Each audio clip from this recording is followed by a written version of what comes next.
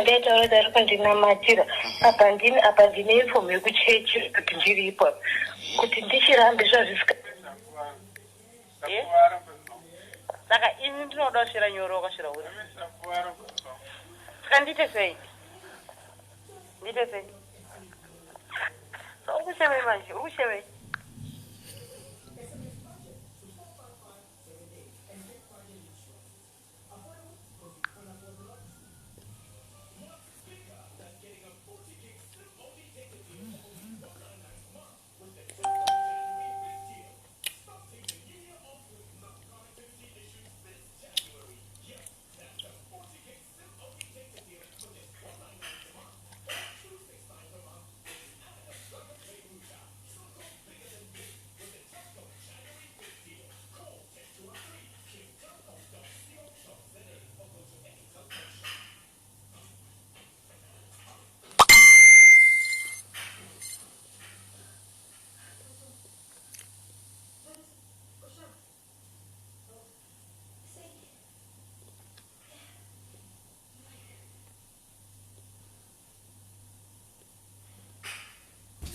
Let's say vamwe tisvike pa 200 tichirega ndikuseka audio akachikwa nanhamba hatasarambi jana 15 chete aiwa isiriyo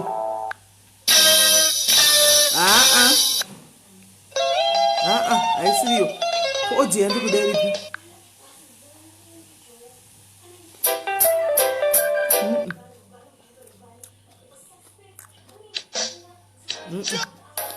You feeling me? When I was kidding, that touch got out my city. I know the down.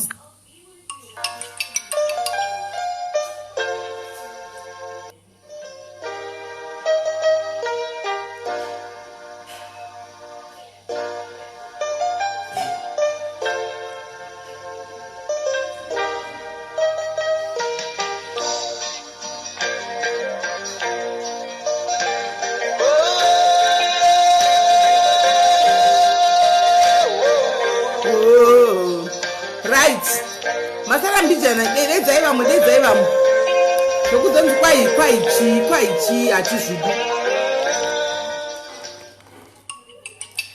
toti kwaichi hatizvidi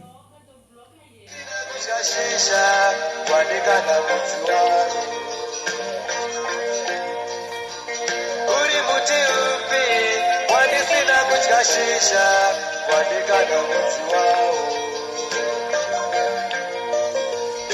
chipatara chandakasiya zvose nemaprofita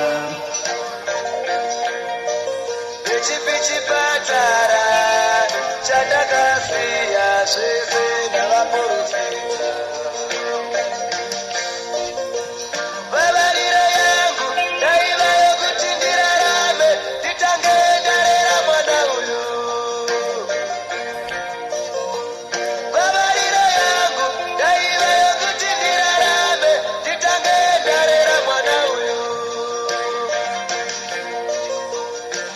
zvese izvi zvakakona n'anga murapwachida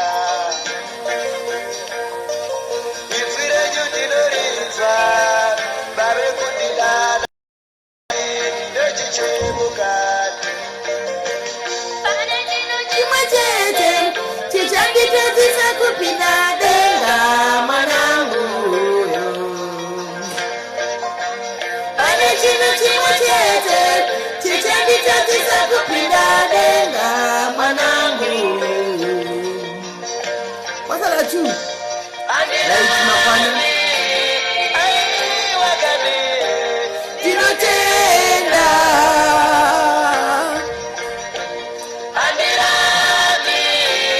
kana isapeta mene nekaishiwa kuti yakwira ikasapeta kuti chagara pano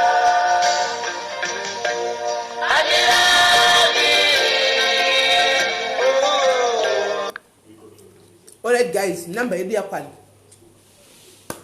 aiwa hatichati tongoti pachipamwe maswera sei manheru mamuka sei nchiti aiwa tichiri kusangana pano pachirongwa chepaanti-Melly's diaries patinowanika tichiuya nenyaya mumwe nomumwe achiya nenyaya yake akazvimiririra.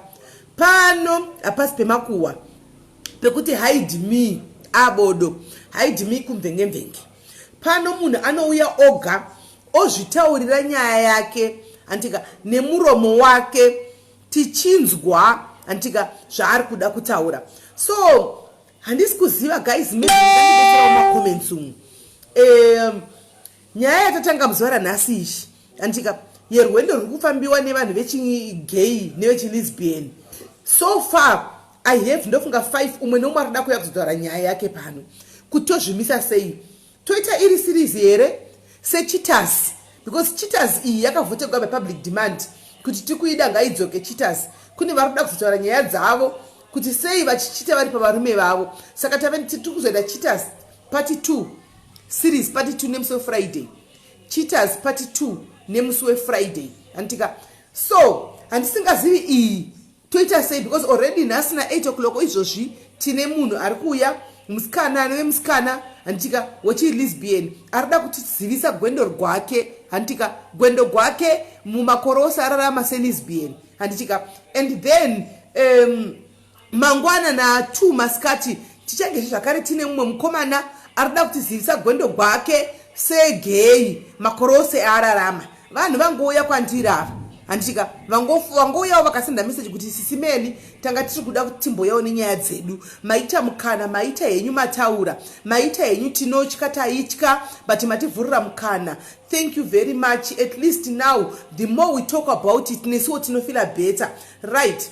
The more reason why ichaita kuti muzuva ranhasi let's just say musikana tiri kuunza panapa tichamudedza kuti Betty chero risiri zita rake nekuti haasati aburitsa kuvabereki vake kuti ndo zvaari handi picture yamaona ndiyo asi takata face anti maona, because kuvabereka sazvasvika kuti mwana ndo zvaari iyewo anga achizviziva makore ose asi anga achifaitana nazvo kuti pamwe kuda ndingangoita sei, ndingango hameno kuti anga achihopa kuti chamunzwa kana chingauya pachirongwa handika. So for protection yekuti vabereki vazvione pasocial media kuti mwana wavo musikana ndo zvaari, pamwe vangu vakatarisira pfuma kana chii, tichatraya kungomuti tomushandisira zita rekuti Betty antimona tichinzwa rwendo rwake, maberekerwo ake zvese and everything, muchibvunza mubvunzo tichifamba takadaro anditika. So right, kola zvachaita pano, kola tisi kuzobudisa face yake.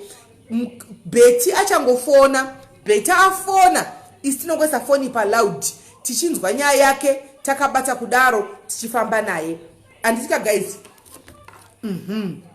Igai ndimufonere kuti tamirira.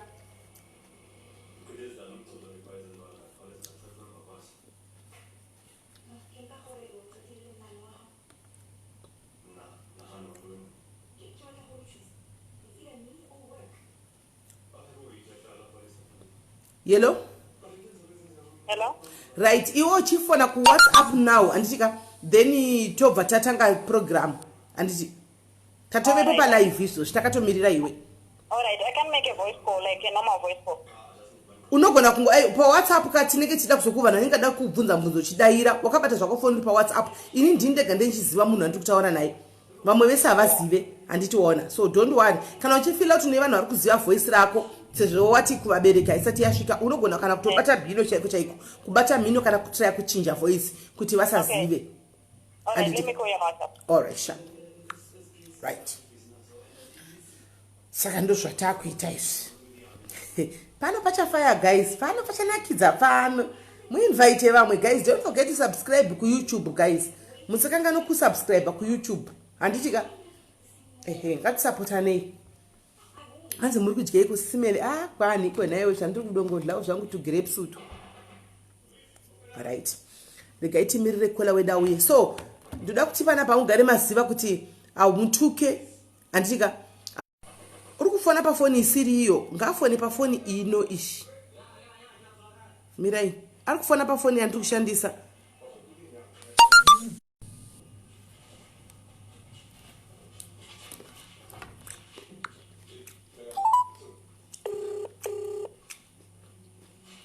Hello? Unofona pa phone yatiri kushandisa iyi kwete yandiri pa live nayo. All right, enda paWhatsApp isave inde kuWhatsApp phone ipapo. Alright, sharp. Alright Betty. Tamupa zita saka anenge achinzi Betty nhasi. Saka pana pamutuki vanhu guys because munhu anenge aine nyaya yake akazvimirira. Let's respect one another. Let's respect one another's choices. Right? Apano pa page pano panonzi pa Sis Melly's diaries akusi kubvenge. So you bash uchituka antika I won't hesitate to block you ipapo because muchaita kuti vanhu vatadze kuya nenyaya dzavo vatye kuya nenyaya dzavo. Right? Kochichi kuitika. Right. Mirai. Ava varikuda kutofona wava. Guys, phone yangu yazara mamessage vamwe vari kutoda kupinda pachirongwa but haisi show yavo. Saka todi apo tongovasanganisa. Tovasanganisa. Phone yangu iyi yazara pachirongwa vanhu varikuda kufona ava vosa vari kuti tinesu toda kutaura tine nyaya dzedu. Hello. Muri sei mainini Betty? Mushe, right. Taita zita rekuti shandise zita rekuti Betty nhasi for your protection handitika. Muri kundinzwa? Betty? Hello Betty? Betty? Okay, inenge kuti ichikata mbijani. Kwose chisiri kubuda kuniki kuchi Bluetooth. Wala kuchi Bluetooth sesi chiri kubuda. Nawe dibe mira ndichomutsa munhu yakagadzira chi Bluetooth chiya. Naye wa Shakira. Shakira. Itai chi Bluetooth achichaiti volume kuno kuti tiwe WhatsApp ye mugadzirise fast. Right. Saka Betty wauya pano guys tichamupa kuti Betty because we are trying to protect her, right? Vabereka vafanga kuti vazvinzwire pano kuti ndo zvine mwana anditika so tichamuti Betty musuvara nhasi anditika ndo stara tamupa pano. Regai vauya ava vasikana ava vagadzira chinhu chachisi toda kuti volume kuWhatsApp ibude apa pachispeaker apa chiri kuwa chisi kubudisa. Ita fast inde kunovata. Ita fast. Nezvinhu zvacho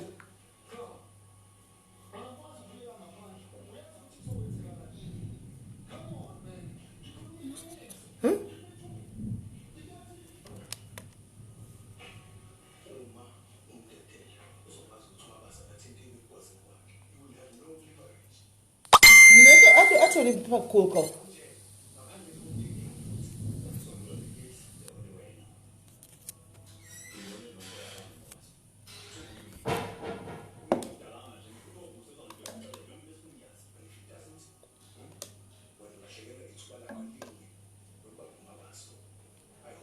But mirai technician ambogadzirisa guys.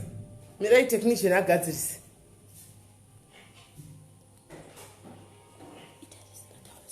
Hello? Yeah, zvaita. Chaita manje. Yeah, zvaita manje. Zvaita technician wauya wagadzirisa. Right. So Betty, Betty une makore mangani Betty? Une makore mangani? 26, all right. Saka wakaziva sei, wakaziva rini kuti iwewe unofarira umwe vasikana antika kana kuti uri vaya vatinoti ngochani pachishona wakaziva rini? That as soon as puberty Atisi kunzwa? when you start feeling developing, you know, puberty. Pai? Paunotanga kudevelopa Okay. puberty. All right, pa puberty. Paunotanga kudevelopa mafeeling hapo. Ndopo wakatanga kuziva kuti uri auna kufanana nevamwe ausi munhu anofarira vasikana unongoda vakomana unongoda vasikana wakaziva sei? Zora ivholume TV paunongochiti idongo anytime that grade 6 grade 7 kare kono kuchanga kubuda mazakata wauchanga kuda ndo mafili paya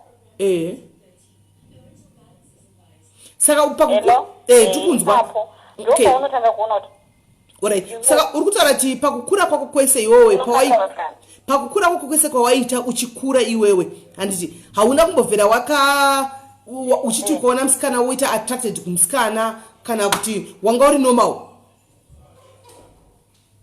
aiwa ndaingonzwa izvozvo from the beginning. Kana kuti from the beginning tikureva une makore mangana? early as kuma 13 12 years on panguva inongotanga kuti munhu akunzwa mafeeling mukati make. Alright, but uchikura zvanga zviri alright uri ngadzokere kumasure mbijana uri kuma 5 years 4 years iwewe kwauri wakanga uchingorarama kana uchirangarira kuti waingotambawo nevasikana pasina kana anything chiripo zvichingori bhobho? Yes. wari chapubet ndopa wakatanga manje kufila kuti no inini ndinoda vasikana handini vakomana you attracted to vasikana? Tiudzawo ka first incident yako yekuti uzive kuti we attracted to other ladies. What happened? Alright, so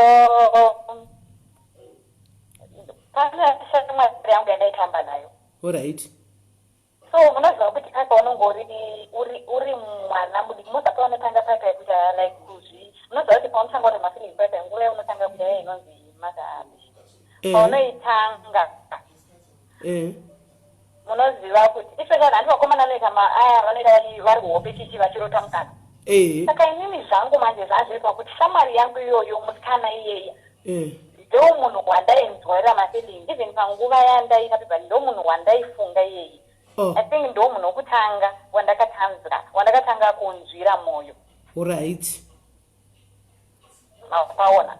Okay, saka wamunzwira moyo kudaro wakamuudza here kana kuti wakaita sei?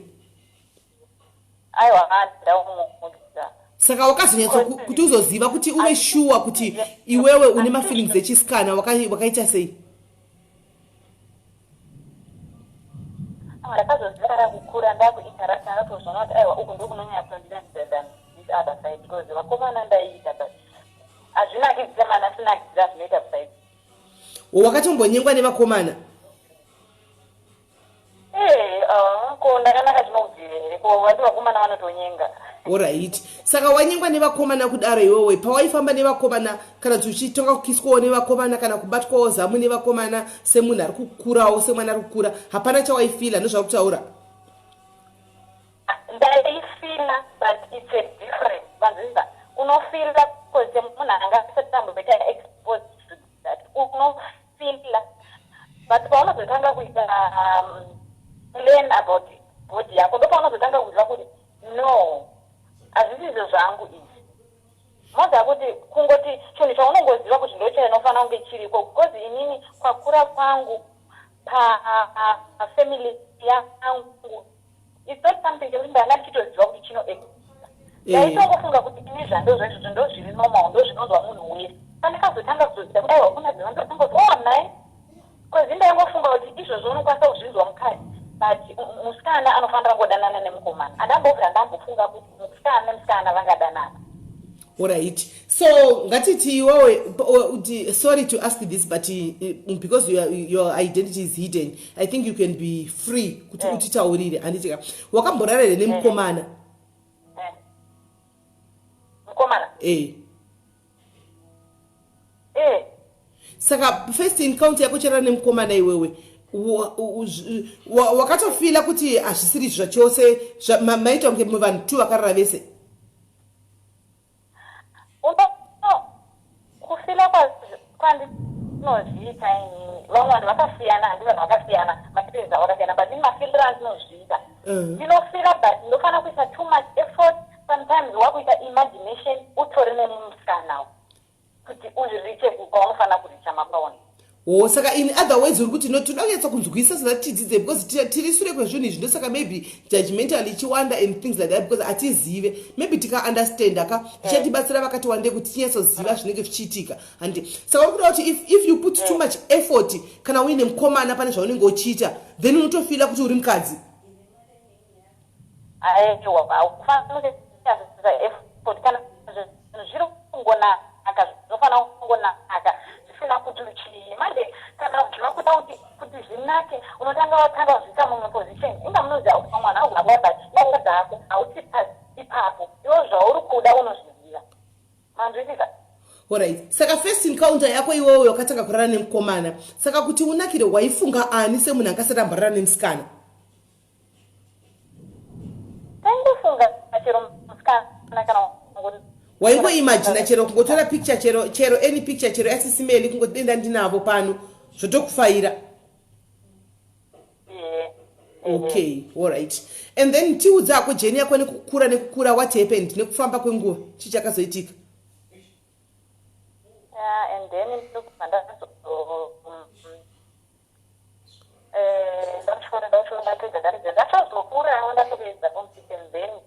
ndatozoenda kwandakatozoendawo nekutsvaga mari ndokandakazotanga kutointaraktawo nevamwe vanhu ndokutotanga kutodana nawo nevamwe vanhu. Alright. Asi all along apa pakomana waingoitawo zvokungoti ndivharidzirewo kuti kungonzi ane mukomana but uchiziva kuti mukati mako hapana chiripo chaunofila chero une vanhu ava ndizvokungovhara. Ende wozvati zvanyanyaseke vakomana vacho vandodanana nawo ika sometimes most of the times inenge ndatonyenga mukomana because handidi kuda kutanga pasi pemurume like.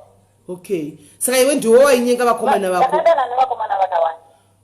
Asi ndiwo waivanyenga? Mukomana wacho adodanana naye even now ndinaye mukomana wandi kudanana naye now. Okay, saka unotora nemukomana wadanana naye asi hausi attracted kwaari, hauna mafeelings naye, unoda vakadzi? Ndatosungokutovoka ndezvokungovhara vanhu sezvo usati wabuda pachena kuti udze hama and stuff kuti ndozvandiri kufila izvi. Ko saka manje mukomana naye akati ndoda kuroora nhasi uchaita sei?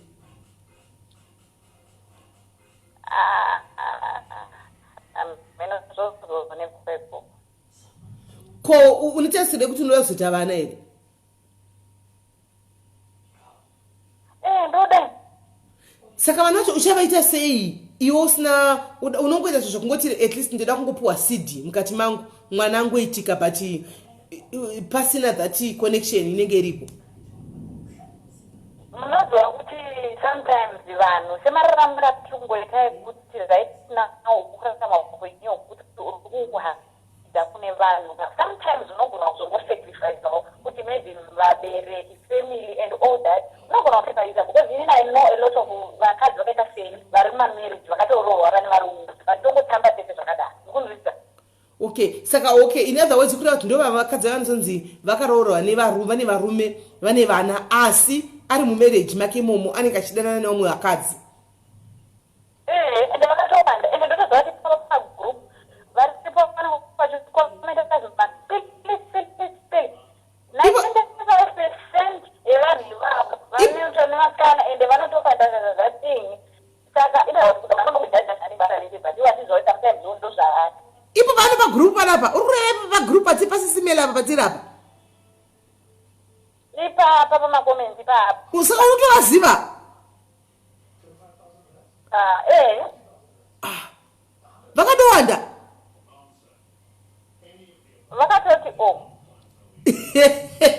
asi ndo vanenge vachikutukai futi? ndo vanenge vachituka futi asi iwo muchiziva kuti kuseri kumuri chikwata chimwe chete mogona kutomboti ndeipi muchitoita yamunoita? Saka in other words tongoti iwo uri bisexual handi? Unotambira team dzese? Ngadaro. Kuti kuvarume uku unokwanisa kuvahendla, kuvakadzi unokwanisa kuvahendla asi you are more into vakadzi than kuvarume. All right. So boyfriend wakuwa unaye ushu Nasi muchafumugwa. Namatai mwari muri panapa pasisi meli nasi mudzimi yenyu kuti betesa kuti bvoningina ningina sokora ngotitaziva kuti muchiseka vamwe panapa muchiseka vamwe imi muchiitawo. Alright. Saka uri kutaura kuti mukomana wako wari kudanana naye uyu unenge yakareba zvakadi uchidanana naye? Tane 3 years. 3 years. Saka pa 3 years apa haana kana chaanofungira ana chaanoziva kuti ndo zviripo zvingori nomaoko ari? Haana chaanofungira. Saka even pabonde muchiita romance uchidi unotoresponda unotoactawo? Saka you planning to tell him? No. Haumudzi? Don't you think kuti kusamudza iwewe pachako unenge uchikanganisa? Why not being open to him? Tomudza. Uchamudza? Tomudza iri naye mitoita izvozvo. Unomudza? Chokwadi handiziva hangu vamwe but I think kuti unofanira kuti umudze chokwadi kuti ndizvo zvandinovila izvi.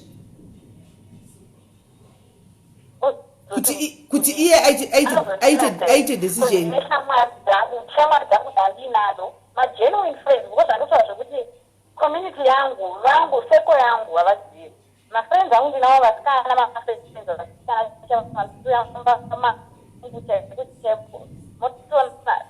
interaction yakanaka chero kubvira angu atobvira katochinja ndiripo but hapana anoziva anozotrasta sei. But I think just kungoti iye aite decision kana ari kuda because kazhinji kacho maybe zvinozogona anogona kuzvikuvadza kana kuzviuraya. Let's say one day wotanga kuchita wakugara naye aroora wakugara naye wotanga kuita nawo mwasikana ukubata. Do you know kuti anogona kuzviuraya iwe usina kunge wakamudza chokwadi? I don't think ndikazosvika kumaendiwaya ndisi hypocrite like that sevamwe vari pagrupu apa mahypocrite ekuti vari kugara nevarume but vachikuda kunze. Ndinongobhiliva kuti zamakati cheating haibetsere chinhu. Kana mati makuita zvemarriage ka it's a commitment. Just because ndinofila zvandofila idaini kuti handiye mavalues of life handizive zvemubiri. Marriage i-commitment and memashita pamberi pamwari. Saka zvokuti ndikazochita kana ndikuri kuti ndachipa decision chaiyo pamwoyo pangu kuti I want to get married, I wouldn't cheat. But look, inongosiri yepo marriage imomo because marriage inenge iri all for the wrong reasons. Iwewe chako timu rako chechero kuvakadzi kwete kuvarume. Saka the more yaunenge uchiti hanzi andichachiti ndiri kugara mukati hapana chaunenge uchifila nemunhu yawe andiona uchazoda kuti iwewe at some point uchage munhu waunoklika naye anonyanya kufadza chako chaiko handika that will be cheating. Inonetsa nyaya yacho. No, I can understand. Alright. Saka vabereki, are you planning to tell them? Pane here munhu wemufamily anoziva kana kuti isecret kubva uchikura kusvikira pamakore anhasi hapana munhu ari kuzviziva? Hapana anoziva but mangu tiri close saka mama wako vanozviziva?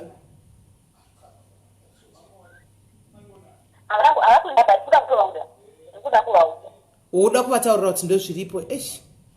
Yeah, but I think I don't know. Yeah, unofanira kuti uvaudze ndo pachokwadi kuti zvinyatsokuita spice up vanyatsokuziva kuti zviri kufamba sei. Saka iwewe as Lesbian tongoti hausati wakunyanya kujajwa muZimbabwean community because vanhu havasati vaziva zvauri chaizvo. Saka judgment hausati wasangana nayo. Tongoti hedu in general musi waunodecida kuti ndoda kubuda open andika out of the closet and ndoda kuudza vanhu kuti ini ndo zvandiri anditika chaunoshuvira hako ndikutogaya kuti after iwe tobva tangoisa umwe munhu anga achindikumbira kuti apinde panapa but igay tochingomujoni ndamona macomments ndochingomuffonera tochingojoinidza show ishi handikuita kuti mangwana toita neuya nhasi tongoita nemi muri 2 handika uri kufunga kuti iwewe uchakwanisa here kuti anza ndikwane here? Alright, mira unokwana alva senda message anza ndikwane kupindawo here? Unokwana unokwana don't worry achidonha unobva wapinda handichatauri zita rako rega ningokuti Kevin nikupe zita rekuti Kevi unokwana handika chirega katapedza nani naBeti emukomana uyu Kevi kana tapedza naBeti unobva wapinda iwewe handitika alright saka chaunodawo kuti musi wachetseda kuda kubuda pachena I don't want to live like a slave pamazimbabweans community chaunoshuvira iwewe chii pauchabuda pachena because there's kune too much discrimination about nyaya dzemagays and lesbians chaunoshuvirawo kona chiitika chii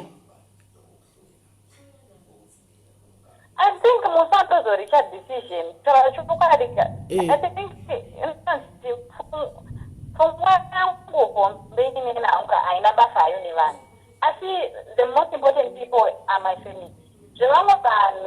And I don't really care because one or judge, up I was not a sick. Saga, I know who and make no just a component where you are bringing accept him because these things you don't choose it. Saka ukazvidza kuti unoazvira mutewa Mwari ndiye anojaja vanhu isusu vanhu ngatisajaji vanhu matisita navantu vane vanhu just kana iwe usingatendere nazvo ndezvemwoyo mako asi usajaje munhu never ever make a person feel as if they don't deserve to kunge vari vachirarama. Okay, so hanzi mubvunzo uri panapa hanzi saka wakatomborara neumwe vasikana since wazofind out kuti ndo zvauri. Okay, saka pakurara nevasikana apa iwewe yanga first time yako unenge uri chii ndiwe unenge uri mukadzi kana unenge uri murume?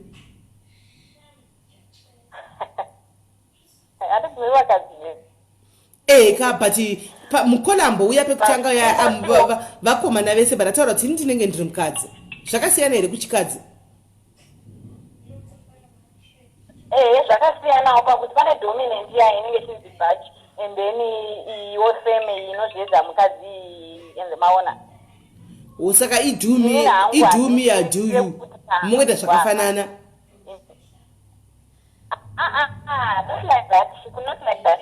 Sairambira handisera kumirira kuti hamba ndiri kuzviti ndiri murume because ndiri mukadzi hazvichinji izvozvo ndiri mukadzi andamwe mukadzi handisi murume but panguva iyoyo inini ndinofarira kunyatso kuita dominant hangu.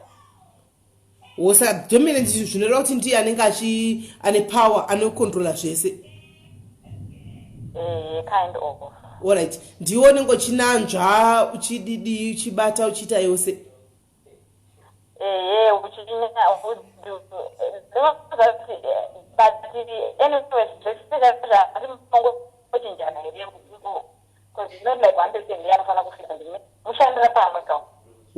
Mushandira pamwe chinjana yakadai uyombodai wambodai. Okay, so pasi padressing uchinongopfeka zviri normal zvako semukadzi zviri lady like?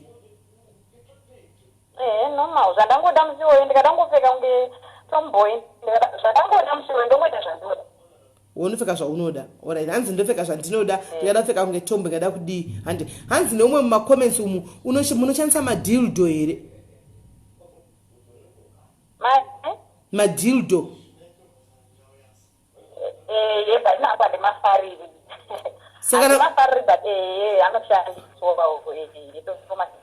Saka kana usingamafariri unofarira kuidi zvikumwe? Sometimes kupinda chaiko it's not like kune kana zvinonakidza zvisiri kuti chinhu chakupinda mukati. Okay, alright, zvekungobatana but zvisinei nenikikiri. It's not all about kupinzwa. It's not all about kupinzwa. I think bondera azvire kuti wapinzwa nechina zvire kuti penetration. That's because apana uyoyo azvire kuti aismaona. But kana pakudaro unongosvika kuti wonga. Alright. Saka iwewe manje wati wewe unambovhera wakachita kana wane 3 years wine mukomana wako for you to be satisfied unofunga unototamwe musikana wanenge uchitombopota uchidaiso naye saka wakachita kai? Beti zvakandazvarotowa dating zvangu ndichiona kuti ndoda zviri uchiri kumboweya maoptions. dating haisi kuroorwa dating unokuchiona kuti ndezvipi and then at the end uzonoti chandiri kuda sai chacho ndichi. It's a journey. Alright. Tadzidza zvinhu zvakawanda. Unozati ndadzidza kana ndiseni ndadodzidza. Ndandisingambodzozivi shuwa. Ndadzidza. Handingodi kurevera nhema ndadzidza. Right guys. Asa mune questions here apa guys. Hanzi bvunzai ndisati ndadonha pane munhu ada kupinda. Saka donhai guys, bvunzai guys. Bvunzai varida kubvunza. Saka ukatofa paunofamba murodhi wewe Beti, ukatoona munhu unogona toona nemaziso kuti uyu tiri chikwata chimwe chete tutambira timu wani. Kana kuri kuti ndevai vanoita sematombo zvivaya mabhachi. Unokwanisa kuona but which handiliyo type yandoda mabhini handidi masikana vanonyepedza mukomana ndivadiva. Okay, unotora netype yako uya une saka musikana chai handidi kuti munhu apretende ungata murume. Tiri vakadzi vese zvokuti wafamba uchichinja step uchichinja dressing kuti ngori murume aiwaka kana data murume kadanaka nevarume ini ndinoda kuti ungatidetana isexuality when because handisi in it handinzwisisewo inini zvandonzwisisa ndo experience yainii isina vanhu vasanda kutombounderstand ndotombotiti zvieducatewo about ivo kuti vanonzwa sei zvokuti pauchaita life iyo yamangwana kasatomboti anonzwa sei munhu wacho yeye. Alright, because makasiyana kuti ungati aitonga mukomana ari musikana. Alright, kusiyana kwevanhu uko kwamunoita uko. Yeah, zvakatosiyana nemunhu ane rwendo rake nemunhu ane masikiro ake. Saka iwe unopinda kuchechi here unonamata? Inini I pray.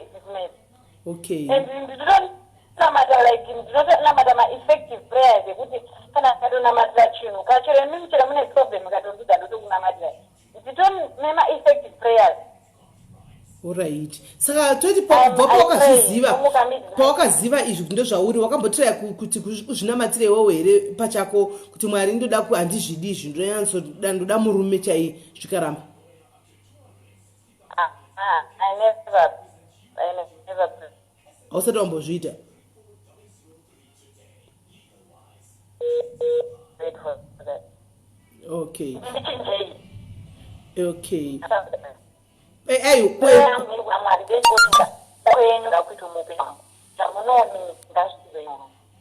alright.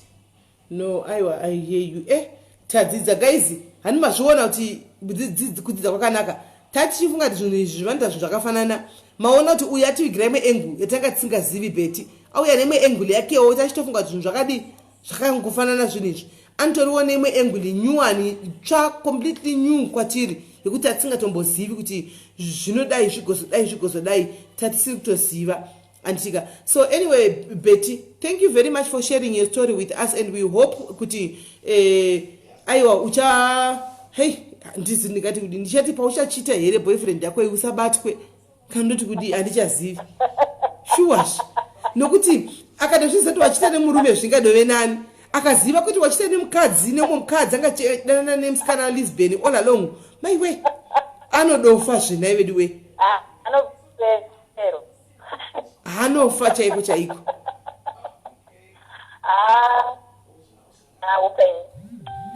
saka tongokuoperawo for the best usazokuwadzwa pamberi apa azvibata neimwe nzira but inini I would advise kuti muudze zvako azive chokwadi. I would try that. Then here if he is to make a kana chikuda zveshuwa chakugamuchira wakadaro tine vamwe atisakositaura nemazita panapa vakatororwa zvakanaka nakaofunge antika murume wake achanso anotoziva kutoti mukadzi wangu andananhingi andiona achitozviziva haana pressure nazvo. Exactly.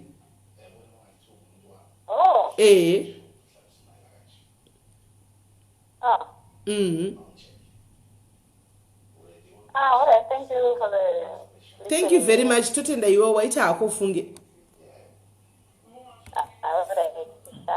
Bye bye. Right. Kevi, ungachifona here Kevi, unofona pa number iyi. Anditika Kevi, number to call unofona pa number iyi. Anti mashuwa guys, jeni dzevanhu ava dzakasiyana-siyana guys, hadzina kufanana. Isai tofunga kuti guys, todii pane umwe anisendera message apa iLesbian naiye message iyi. Todii toisa iye kauti toisa kevi. Toisa kevi here kauti toisa iye mumwe musikana. Pane musikana asenda message apa. Toisa regai titrai kumufonera tinzwe. Manakiro akaita musikana wacho ka imi.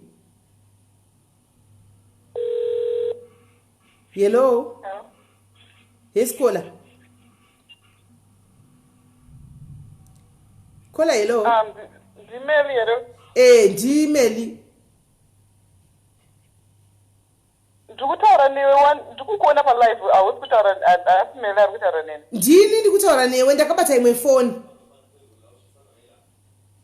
Okay. Ndakufonera ndini. Ndiri musikana anga achitaura. Aiwa ndakufonera neimwe phone ka message yawasenda. Ndoita ndikufonere.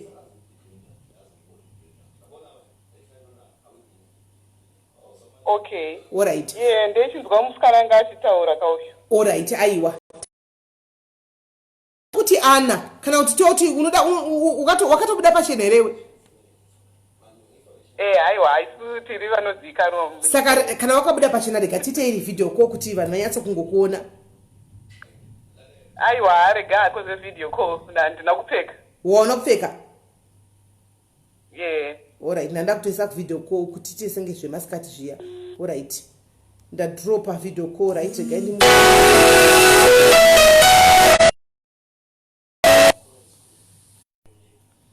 Jaiuza babashakira kuti ndiri pa live. Alright.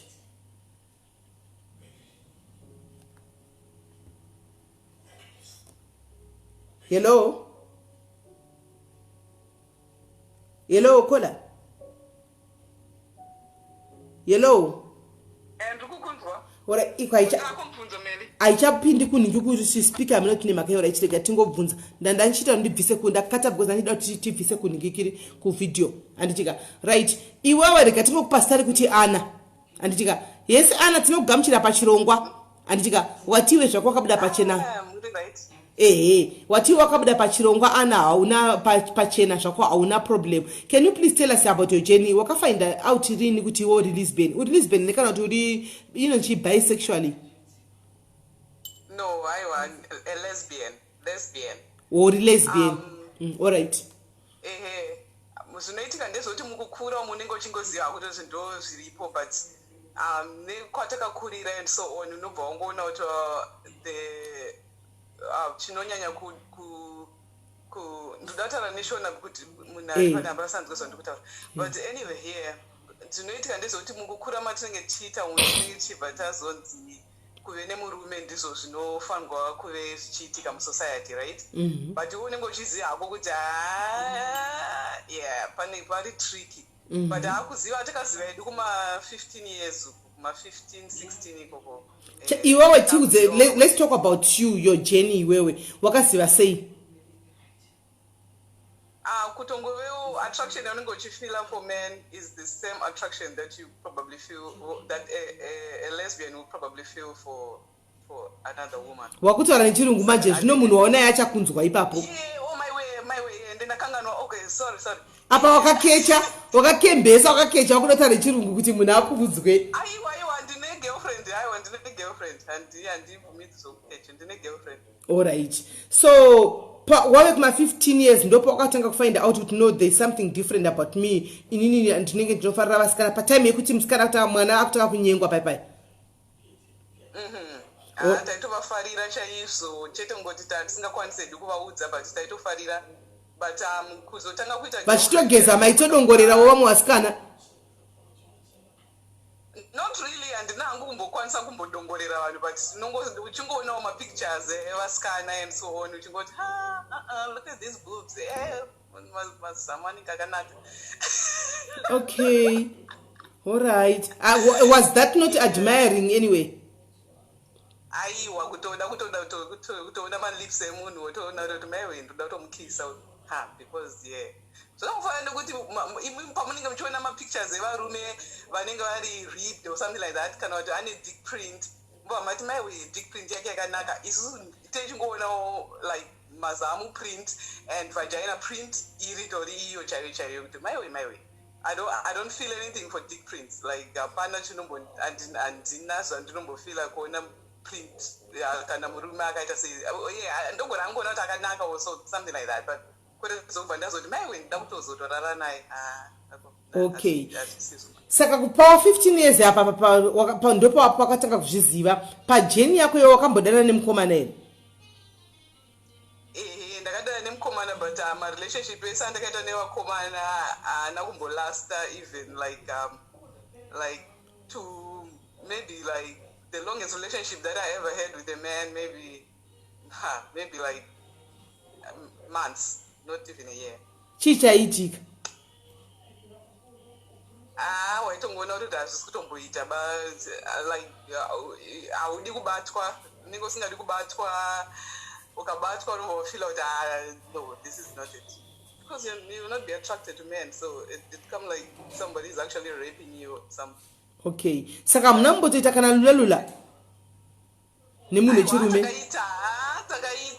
takaita kare kuma 20 years uko tikatoita mwana nazvo izvozvo but obviously it didn't work out because ndotaura kuti unenge uchiziva hako kuti ndizvo zviripoka but society inenge ichikuudza kuti no it's not it because I mean takakurira kuzimbabwe kasaka hakuna izvozvo izvo time yatakakura isusu takura kata kuma 39 years 40 years yeah okay alright so ukangoramba kasapuresa mafeelings ako ukasvika pakuita mwana because waingoudzwa kuti mukadzi afa kungoita murume ende pamwe tsampoendo pamwe waigona tonzwa vabereki vako vachitoti vakaonawo vototi sis zvinosemesa vanhukadzi nevanhukadzi iwo chizati ndo zvanditori but wakuimpresa vanhu nekutya vanhu kuti kuzimbabwe nemataurikira zvaiita makore aya handiti chero nanhasi chaivo pane vanototaura but ezvinezvi tichadai tichatya here makore ano aya tongotoshanda nezviripo because vanhu ava vatibhadhariri mabhiruka vanenge vachingotaurawo havo vanogona vongotaura zvavanotaura but hazvibetseri chinhu because I mean like who cares alright saka votongoshanda nezviripo mazuva anaya okay saka pawakazonyatsoziva ukatanga kudanana kuchinja kudanana nevasikana chaivo hazvina kuzara here kuzimbabwe kucommunity yekuzimbabwe kuti uri kudanana neumwe wakadzi zvakazara hazvo but hapana munhu anokwanisa kundiaproacha kundibvunza izvozvo izvi vanotya okay handii kuti vanotya here but hapana munhu anombondibvunza nezvazvo but even kuzimbabwe girlfriend yangu yekutanga ndandiri kuzimbabwe handisi muzimbabwe angunezvi but girlfriend yangu yekutanga ndandiri kuzimbabwe but ndandichigara kuSouth Africa time yacho iyoyo and yeah vanhu vaizviziva zvavo but hapana munhu akambonyatsondibvunza directly vanhu vanongobvunza mukukabisira and so on but havabvunzi havo directly kuti zvakazoti zvakazoti saka wakazobuda pachena here kuudza vabereki kuti ndo zvandiri they kind of just know ndine one parent chete alive saka yeah but yeah havanyanyo havo havanyonyanyonei havo neupenyu hwangu so it's just like that because wakatowapa muzukuru ndeida kupindura futi panzi nemusikana anga achitaura achidzanzi lesbian relationship ka hamuna mukomana like how people like to say yes mukomana no it's two women alright saka zvokuti baba ndevapi musikana ndeupi even munhu ari lesbian akachuza kupfeka mahembe dzinonzi ndedzevarume of which I believe kuti hembe even in as a femme I can wear clothes I can wear pants like inenge chinzi ndeyemurume but hakuna varume lesbian relationship and zvekuti strap on yenge chinzanzi nemusikana hadi strap on hadi chigunwe handizi kuti ilesbian yakaita sei because yes we use toys tinoshandisa matoy some stars angachinzi butch nemusikana uyu a butch lesbian vanotoitwawo futi nestrapon yacho kana vachida. That is what the toys are for. And pane futi vanhu vanoti zanzi ko munozopfekere mastrapon imi muchida imi musingadi varume. But that's the whole point. Atidi varume. It's not a strapon from a woman, from another woman. Chamunoti strapon chiko. Dildo nenge kapfekwa. Musati mudziseke nyati handizivi ndanozivawo. Ndanguva kuti strapon anoshaya kuti ndobvunza kuti ndiseiko. Chinhu chinopfekwa chinenge chiburugwa. Yeah, it's a strap, like a strap, and then the strap is attached to a dildo, like a dildo. You can have a vibrator there, you can have a dildo there. Yes. But kumberi kwacho chinenge chine mufananidzo weblambi. Not mufananidzo, like a real dick, a real blambi, a real dildo.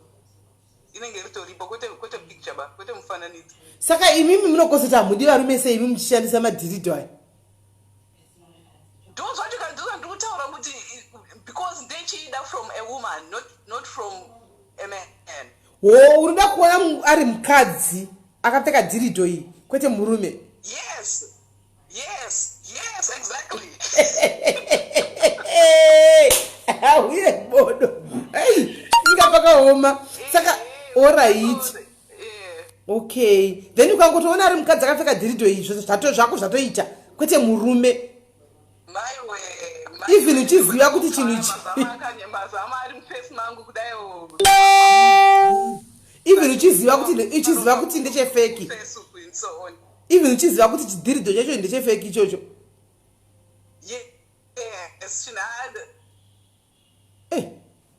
Yapakaipa. Saka chakapfekwa nemwe mukadzi chinhu ichi, alright. Handeipa nyaya yechidhirido ichi. Mukadzi apfeka chidhirido chenyu ichi anditika obva auya anditika ndiya iwo mumwe wako ndiye achipfeka anditika otoita sezvinoita murume akapfeka chinhu ichi. Maiwe anobva atonyatsoita chaiko and avasi vese. And one other thing, right? Avasi vese lesbians vanoda dildo. It's a choice. It's like a choice.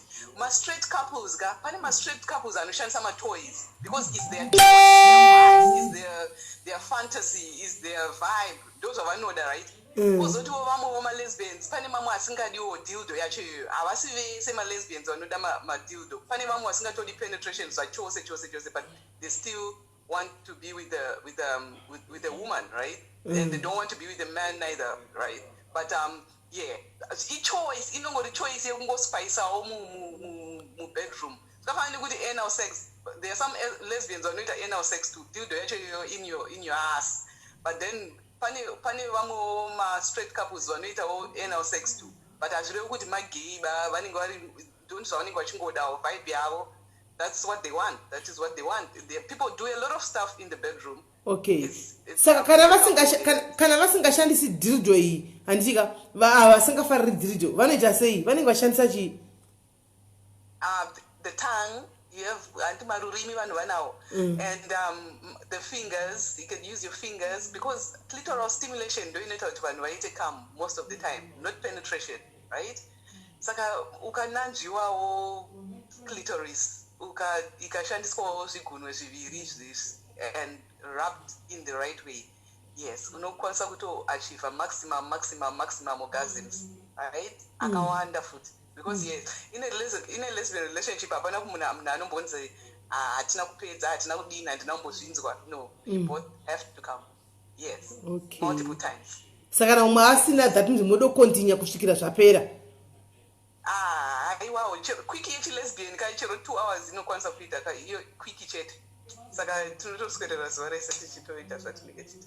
Okay. Inga munona kigwa fani. Inga munona kigwa.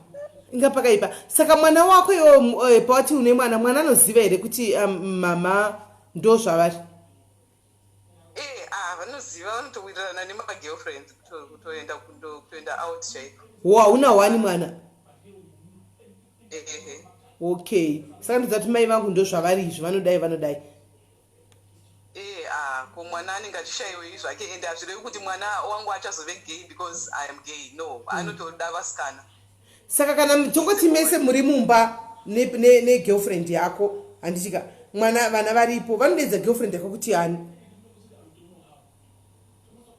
Auntie Kisha.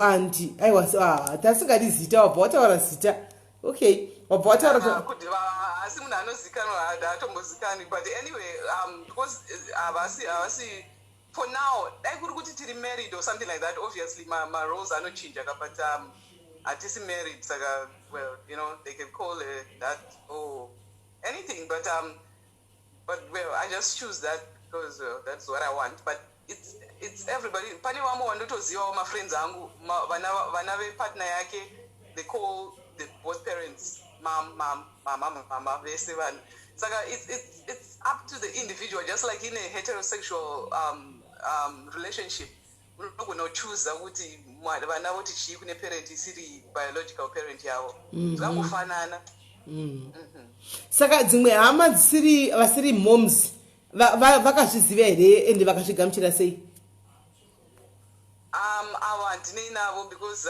ndimwe mapiritsi for people's headache ini saka chero vakazviziva chero vakasazviziva handitomborera basa navo vanhu vandai ndingori worried navo in my whole you know lesbianism thing is my 2 children zvimwe zvese zvevamwe vese kana because avani like they don't matter like handinei navo okay I'm just asking kuti ndizive kuti to sound like that right I don't even mean it to sound like that but think about it avatorina kana basa because inini handi-involve myself in their sexual life so how do they involve themselves in my sexual life handisati ndambovabvunza kuti ko munozorara sei nemurume wenyu munozoita sei bonde so why should they want to know my business handinoziva hama kuti dzichida kuti dzikuenda kuna mai kuti he mwana zvikazodai mwana zvikazodai tsiurai mwana azodai he ngazodai anovaziva hama takakura tichitofungawo izvozvo until tadzokurawo takuzvifungirawo nepfungwa dzeduwo dzisiri dzevamwewo vanhu because ukanyatsodzifunga nezvazvo most of the things zvatinofungirwa nevamwe vanhu ndo zvatinoramba tinazvo muupenyu until tatanga kuzvifungirawo tega kuti but why am I bothering myself with something that doesn't even have to bother me like they don't matter you have your own life to live I'm an adult I can't be thinking about other people's lives and how they're having sex when I'm like a 40-year-old woman no it doesn't work like that yeah gavagare ikoko nedzimba dzavo because ivo vanhu vakacho ndo vamwe futi vanenge vari on the down low vamwe tovaona vanhu vanenge vachituka vanhu and so on sezvambotaurwa zviyazve but mazoya kumainbox manje vanenge vakuti he chimbondiudza kuti zvinofamba sei ndoda kumbozvitraya ndakamboda kutozvitrayawo ndakazodini but apa vanenge vachimbotuka kuti he chakazoti saka mutombosangana nazvo mumagrupu imo munomu kuti vanhu vanotomboya kumainbox achiti ndiudzewo kuti zvinoitwa sei ndoda kumbozvizama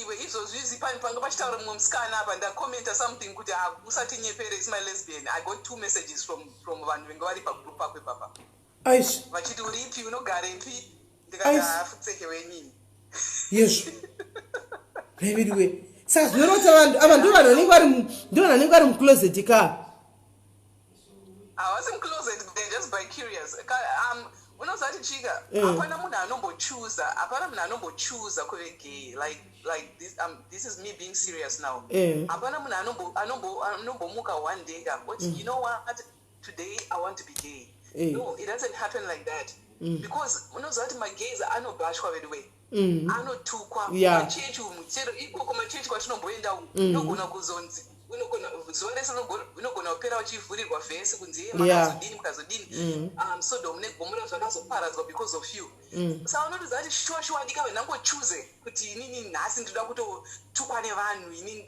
my whole life I want to be ridiculed I want to be treated as an outcast upenyu hwangu hwese no it doesn't happen like that and I wish people could understand that part aumuki uchingoti ndakutodawo no it's how I feel about somebody I can't be with a man and lying to myself lying to the man and lying to my children because I will not be happy right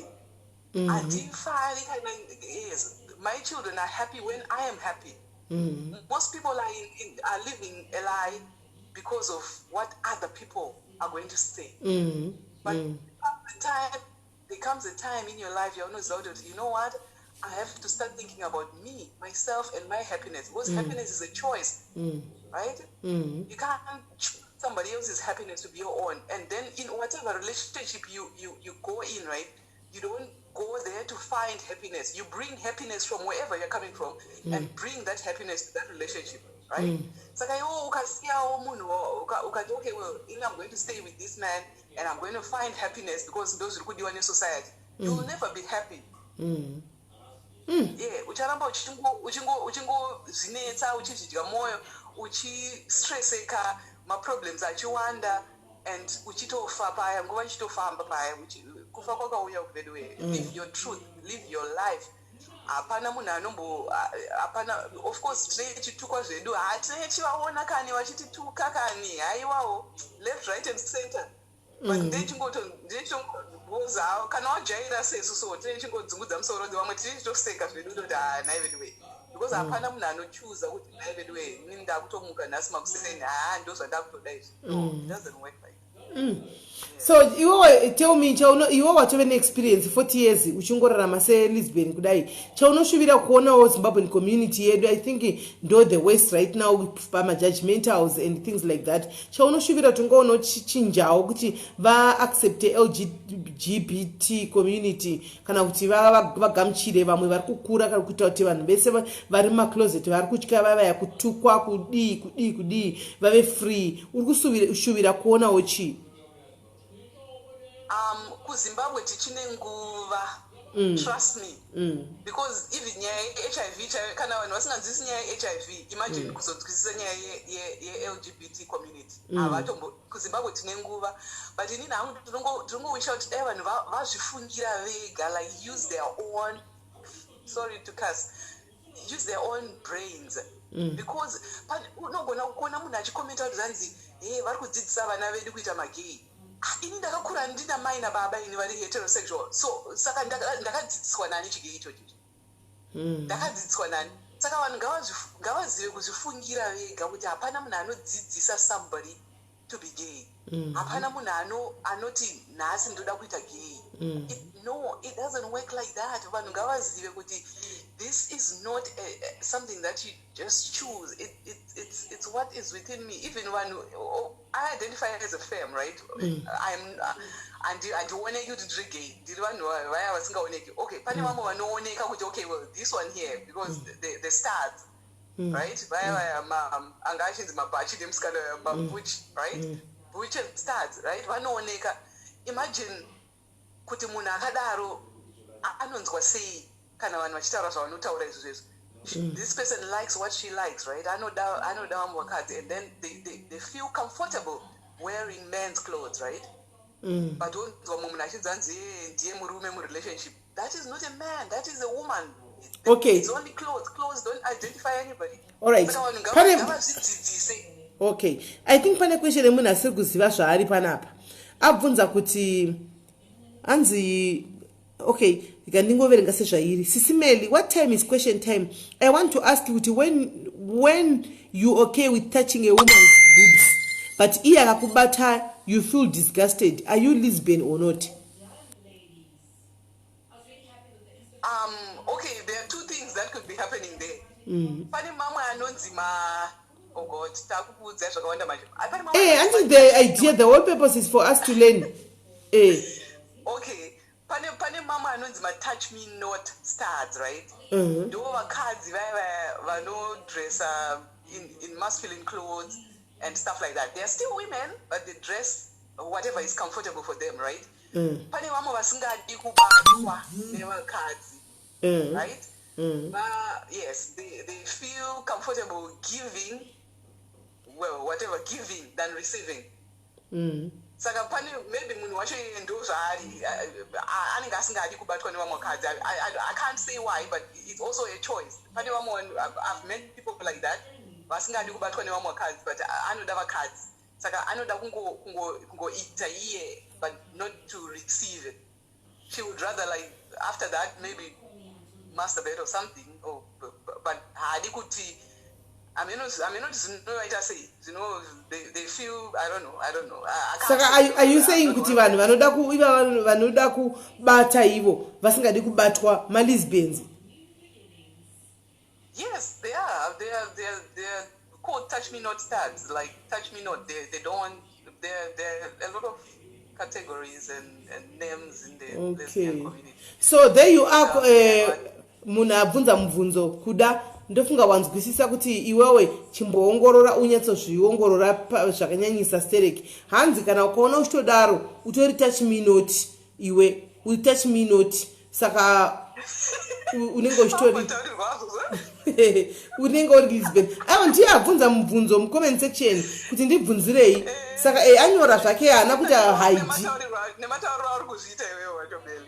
And ndinoita kuti aise kunzwisisa kuti ati anyatsa kuongo azive pamanga tori confused kuziva kuti saka zviri kufamba sei mubhodhi mangu ndevamwe vanhu vanenge vari confused kuziva kuti ndiri here kana kuti handisi here hameno ipapapa. Saka ndofunga she has been answered now kuziva kuti ambonyatsa kumbotesta kuvakadzi kuona kuti ndokusaidi kwake maybe ndozvichanyatsa kumupa answer zvakakwana anditi right. Yes.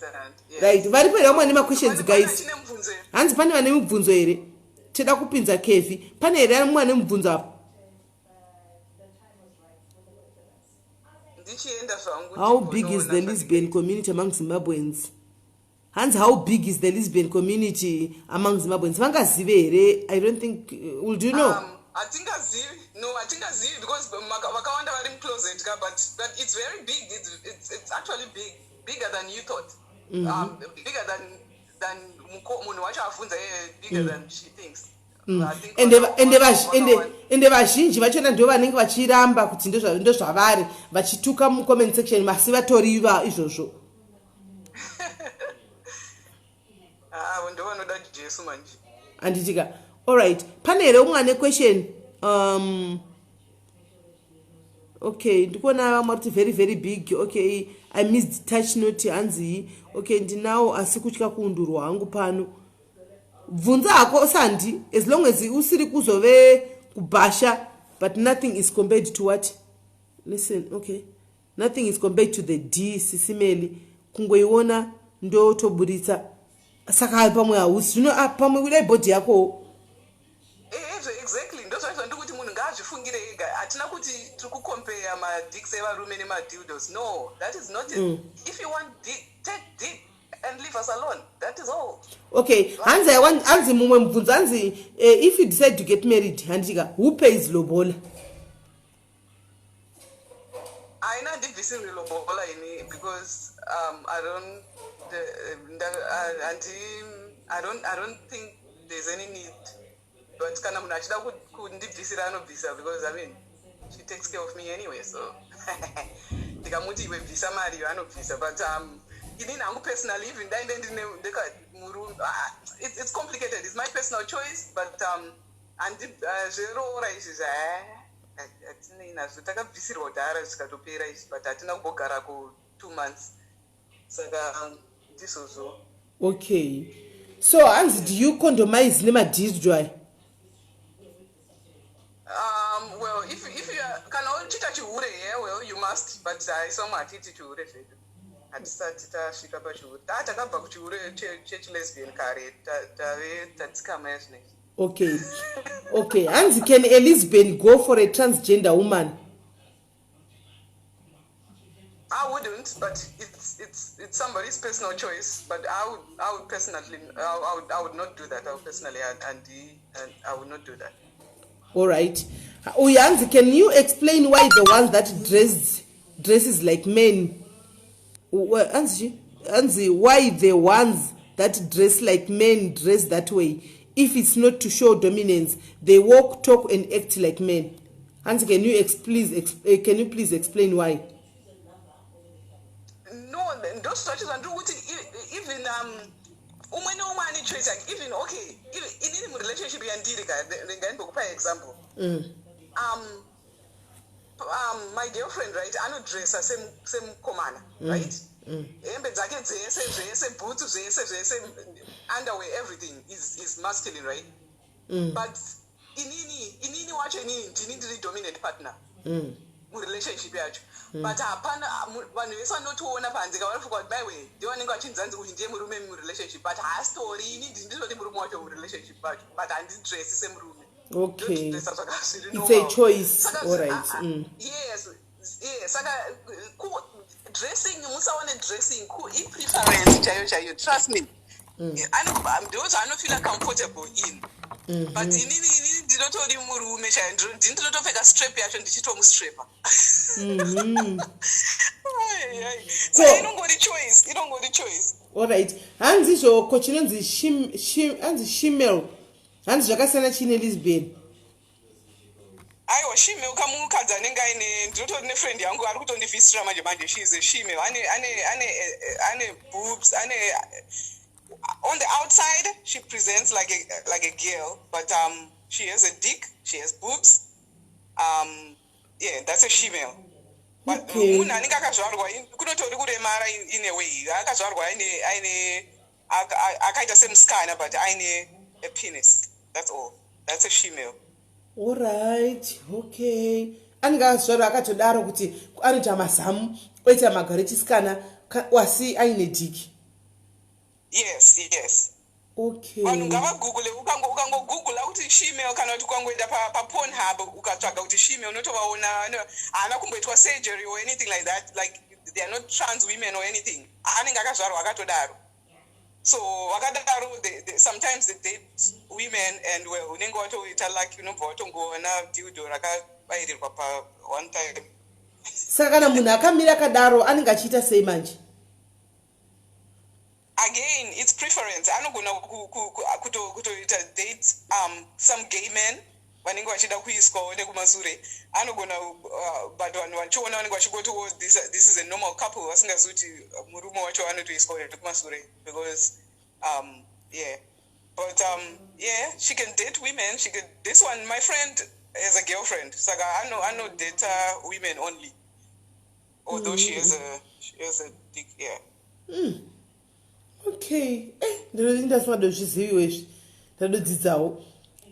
Pachine umwe here ane mubvunzo apa guys. Pane umwe ane mubvunzo here. Hans, did you know that from an early age? Zvataurwa izvo zvapindurwa Jema izvo. Zvapindurwa izvo Jema apindura kudhara. Lesbian wese anoziva kuti lesbian wese anoziva from an early age. Hapana munhu anomboti asvika kuma 50 years oti ndave lesbian. No, it doesn't happen like that. But imbonudza chimwe chinhu one nini. Why inasana mbona ini magay amune ma lesbian ndinomaona kuma 20 something kuma 18 30 years kum 40 kana vave kuma 50 60 vanoindepi vanava. Hanisana kuona gay ema 50 years 60 years ini vanoperera kupi vanhu ivava. Vanenge vasetla vana Ellen DeGeneres avaone here vanenge vasetla kaonyatsodzikama kwese zvakachembera vanhu hamusi kutoona.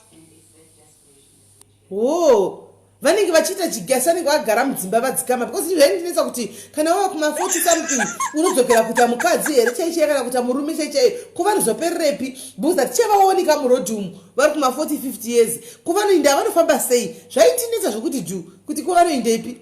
Aiwa tinenge tadzikama vedu we tinenge tisasaembeki tinenge tisasaendi kumaclub but kuno nyika kwandiri ndinotovaziva ma 50 years vanotogara vese zvakanaka vatori nevazukuru sometimes because vanhu vanofunga kuti mulesbian wese akarara nemurume kuti aite mwana. No, ndozvimwe zvinoda kuti vanhu vadzidziswawo futi.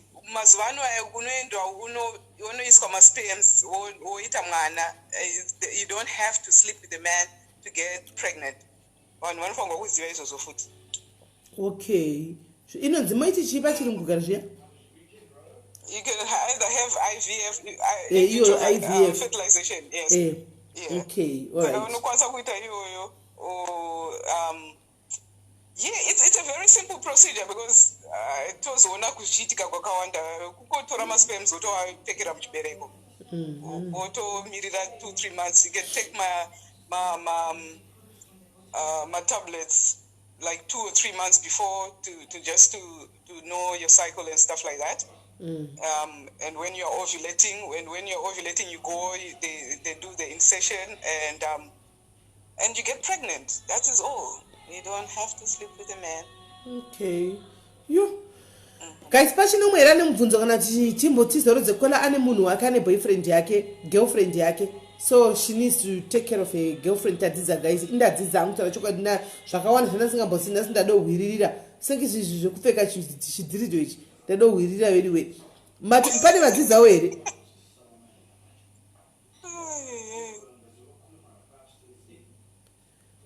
pane here vari chine mubvunzo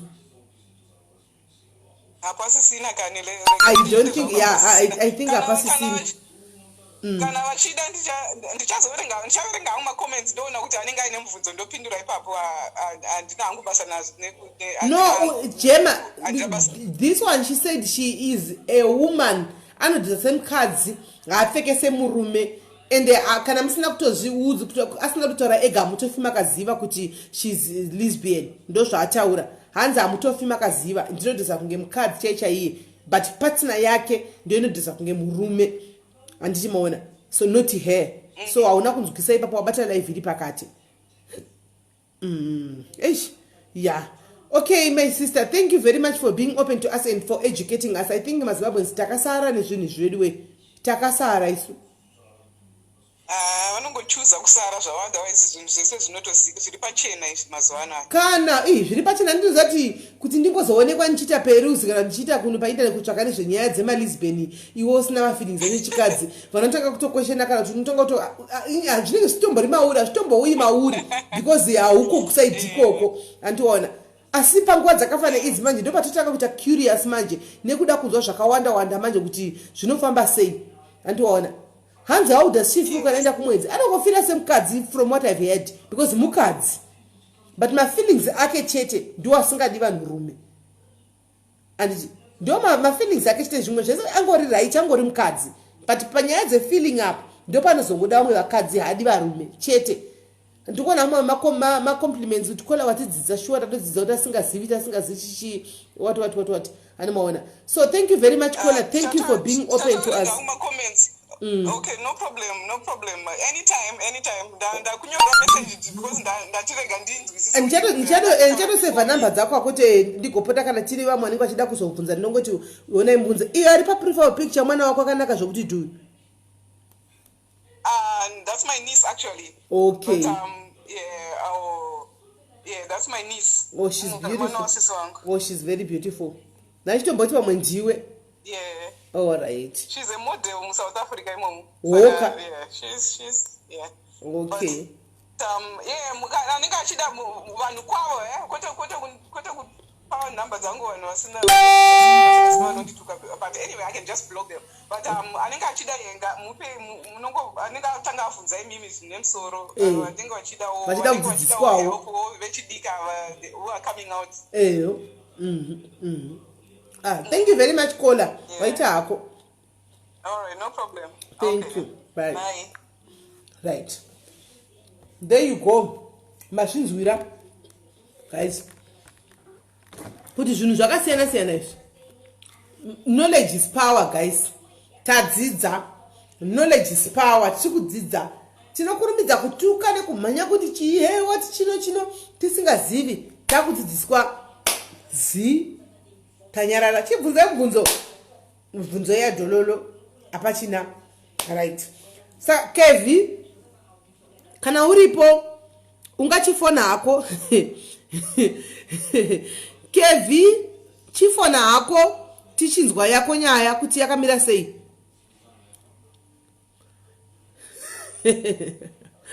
Kevi chifona yako tichinzwa yako nyaya Kevi tamirira phone call yako Kevi kuti tinzwe kuti zviri kufamba sei Kevi manje namba dzake dziri mufoni yandoshandisa pa live Kevi can you please call achiripo here Kevi apa Kevi chifona hako tudze yako Jeni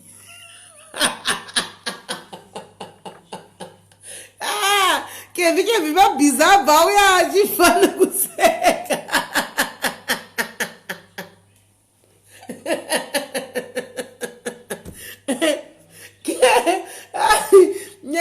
zvakaoma Kevi abva uya nekufana kubvaruka nokuseka right Kevi chitifonerawo kevi chifona tinzwawo jeni yako kuti iwe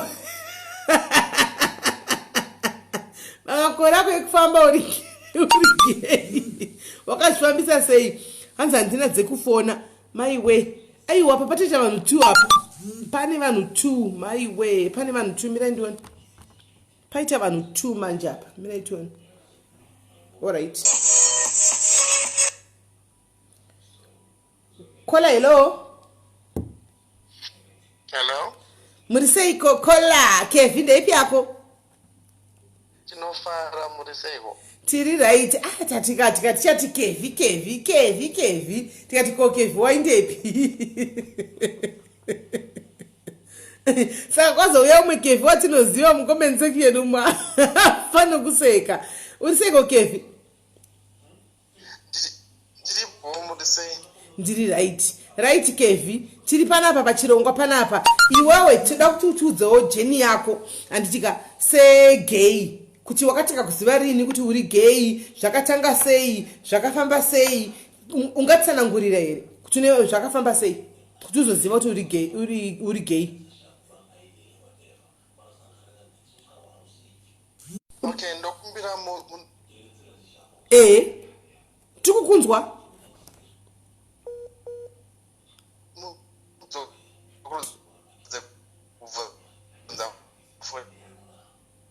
Uri kubreka Kevi. Hello? Tikukunzwa. Uri kunzwa? Ari kundifonera pamnanga achindifonera ndikukunzwa. Alright. Sachiti iwo tachikumbira kuti utiudzewo kuti iwewe noti ndikuona makezisi aparapa akasiyana. Anditika, can you please tell us kuti iwewe yako Jenny wakaitanga sei, wakaziva sei kuti uri gay? Chii chakaitika? Wakazvara wakadaro here kana zvakazongotangira pakati? Chii chakaitika? Just tell us about yourself. Kuti wakaziva sei? Alright, inini handingati zvakatangira pakati. Ndakazwa ndakadaro. Cause ndichikura ndofunga ndichikura I think ndofunga ndakakura ndiri munhu atori attracted kune vamwe vanhu like vanga vari attracted kwandiri. I don't know how to say it, but ndofunga ndiri grade 2 I'm from Lawaya, then ndakazokurira kumashonaland andichataura kuti nzvimbo but ndakazokurira kumashonaland. Then ndakakwanisa ndiri grade 2 then ndiri grade 2 pane mukomana aikara panext door pedu grade 2 ndiri grade 2. So handi munongoziva kuti vanhu vanoita musikanza vachiri vadiki kumahumbu echingwechi but ndanga ndisingaiti musikanza vane vamwe vasikana zvinai zvokuti kana kuti kumahumbu ndinge ndiri baba kwake ndichi ndaitosheva dotira mai kana kuti tata kana kuti pasisi. So ndo matangira zvakangoita I think. Then mukomana iye ndiri grade 2 yakatotanga kuita first kiss nemunhu ndiri grade 2 kutokisana nemunhu ndakisana nemunhu ndiri grade 2. Then ndakangoita ndichingokura mostly ndakakura ndichigara nagogo vangu vaita zvokusona. Ndaifarira kutamba nemachira avo ndiita sendichitamba ndichisungira because ndaifarira kupfeka masketi zvimwe zvezve masketi. Alright. Even ndaitoti kana ndikatobva kuchikoro ndaitogona kutosvika ndototora hembe ndotopfeka kana itosvika ndotopfeka ndotonotamba bhora. Ende ariko ndichokufarira kutotamba funasikana bhora racho ndaitamba ainzi maflawa aya ndoandaitamba zvaizvokuti vakuma vanotamba soka uko asingazvivi ndakatokwana chitotamba maflawa ayo ende ndaitogona kudarika moskari zvokuti kana kusarudza timu zvaitonzi isusu tisaitoitwa mali kutosarudza matimu.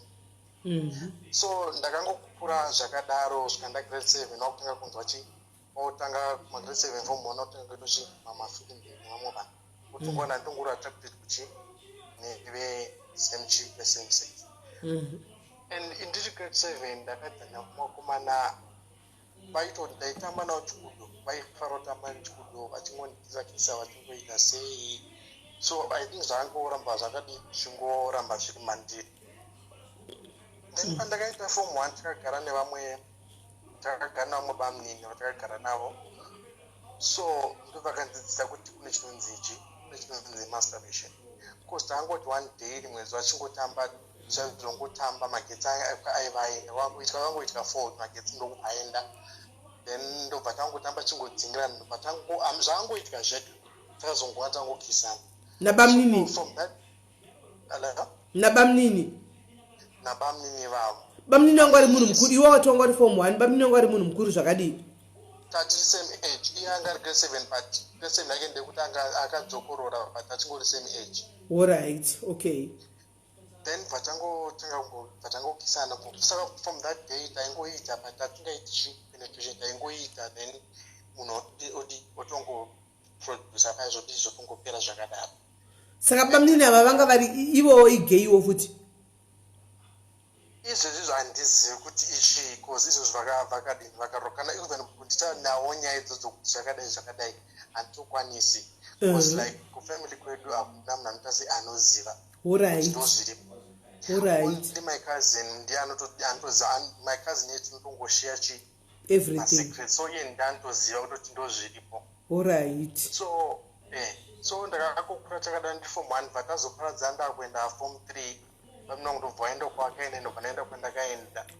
I still remember ndiri form 2 ndichibva kuchikoro ndaidza boarding school ndichibva kuchikoro ndichienda kumba bhaza ndakakwira kwagara vamwe ofisa vakagara neni panext ndakangogara ndisina kana zvandakanditobva kuchikoro ofisa vaya fakutanga kutoti totanga kuti wakafunga kuti ndinofunga chiki bebi vakutanga kutoti ndodipinga kochi chikumboitika vachitofunga kuti uri chibhebhi vatofunga kuti uri chibhebhi sana ivo ndasanda kuti uchiti ndandichikura ndisanda tombozocha what's really happening then ndobva kutanga kuti ndipinga paya ini tobva tonyika basi saka ndakangutaura zita riri unicef ndakabva ndodzikodzi ko ndafunga maybe knows kuti ndozvidi ndiri mukomana anondikodzi akutanga kutokumbira nhamba dzangu chichichi ipapo ndasanda tombwa nefoni kandichi ndatowa palandline yekumba and then vaitofona paya ndichitopiti nonge mukana but hatinazomboonana and neimwe incident yakatoitika ndiri form 2 ndaenda kuti pamaini wangu mani ndobva tisiya ndofunga vakasiya for 2 weeks vaenda kunoona bamnini because bamnini vaishandira out ndobva ndisiya nemacousins angu so I used to kupfeka hembe dzechedzekazini ndichitoenda kumacomplex ndichienda kumashops ndichitofimbwa murodi nevakomana nemasviti zvausingatomboziti chimukomana so ndobva zvadii ndobva stoizo yapera then ndichangoita cut the long story short ndobva ndazosvika pastage yokuti takumaform 4 ndobva paita inonzi chi pane maraini kwedu pane vamwe baba vaizikana kuti chi ndozvavari kozi vaiva kwamboroora ndobva varamba nemukadzi vakatosvikirwa mueze kumba vakarara zvakaitika zvokuti baba vaigara nemwe mukomana vaigara nazvazvo vari kuchengeta mwana mumba but ivo vaitodanana so nyaya iyoyo vakasiyiwa nemukadzi vakarara nemukomana vauya nemukadzi wako ndobva ndokuramana kwavaita kwavakaita saka nyaya ingozivikanwa maraini kuti baba apa chii ndozvakaitika so takakura chingonzwa kuti baba apa ndozvavari baba ndozvavari adanani so in out of curiosity vaita zvemakekes vaibheka makeke vaibheka makekes so I have a friend aigadzikisa makekes kwavari ndobva ndanoba ndafone number dzavo mufoni memusikana auya ndobva ndanotora foni yagogo vangu chichi ndobva ndakutanga kutovatexta mameseji kuti wat ndogara kwakati ndobva watombonishauda kuti esena neni chichichi haazire munhu uri kuda and for sure haazire munhu andaida ndaida mukomana wavanogara naye waigara naye boyfriend yake because yange kakanaka ndandotora takibhari ndobva ndaramba chingovanetsa ndobva wazoti mwezo uya uchindione ndaita sei ndauya kuzongamboti vakakanyeba kuti handichagari papo chichichi ndobva ndasvika paya pageti pavo ndobva ndatogogodza pageti pavo paya ndobva vabuda saka vakatobuda vakadresa zvoda ndatombokwanisa kuona kuti ndivo ndakatofunga kuti mukadzi vakatopinda nevoice zvese chiwo munobuda hapo pandatoa naye pafoni atata sei ari kuuya akaitsweva kadarika ndobva ndichingosvika kumba ndobva vatanga kutondifonera paya svika ndichiuya ndadzoka pandakadzokera kechitundopaka pandakabva ndaona ndiye munhu aazive munhu anotokuda ivo ndivo watanga saka ipapapo ndopakasitanga kuti achinda kufarira chichichichichiwatotot ndiye munhu andakatanga kutokoipa muna ndakuma 21 years izvozvo am 29 ndo munhu ndakatanga kuita sekurara naye baba ivavo baba ivavo vanga vasiri munhu mukuru vanga I think he was 30 something maybe 40 saka iwone 21 havana kukubvarura no havana vanga vasinavo kukura sterekeze mukuru kwama vanga vasina kukura stereke right yeah then vadoita kuenda panokutovana kujaja vanhu then vandazotenga like Facebook ndivazekuita atize kuenda kufacebook ndofana zongoshisa kungosecha pafacebook ngoti zvapanenge patori nevanhu vakawanda vakatodaiwo so kongotangoita mafriend request kuvanhu chichichichi ndakasangana vamababa ndakasangana navo vaishandira out of vaishandira kunze kwenyika somewhere but vashandira kuzimbabwe vaishandira somewhere then baba vaya akataura totituka madecember vakati it's okay chichichi vatori nemhuri baba ivavo ndobva vatouya kwavanogara kumaruku ingati kumaruzeva then vavazouya vachida kugarisa mapasipoti evana shishi ndokusangana first time yokusangana navo vakatova nemukadzi wavo tikatona nemukadzi wavo mukadzi wavo ingoda ashamwari chichichi but he is older than me amen akuti mukadzi wake aifunga kuti ushamwari hwacho uri papoze is all older than me inganditi mwana mudiki comment section dzikamainda abvunza question kwayo kuti bvarura imi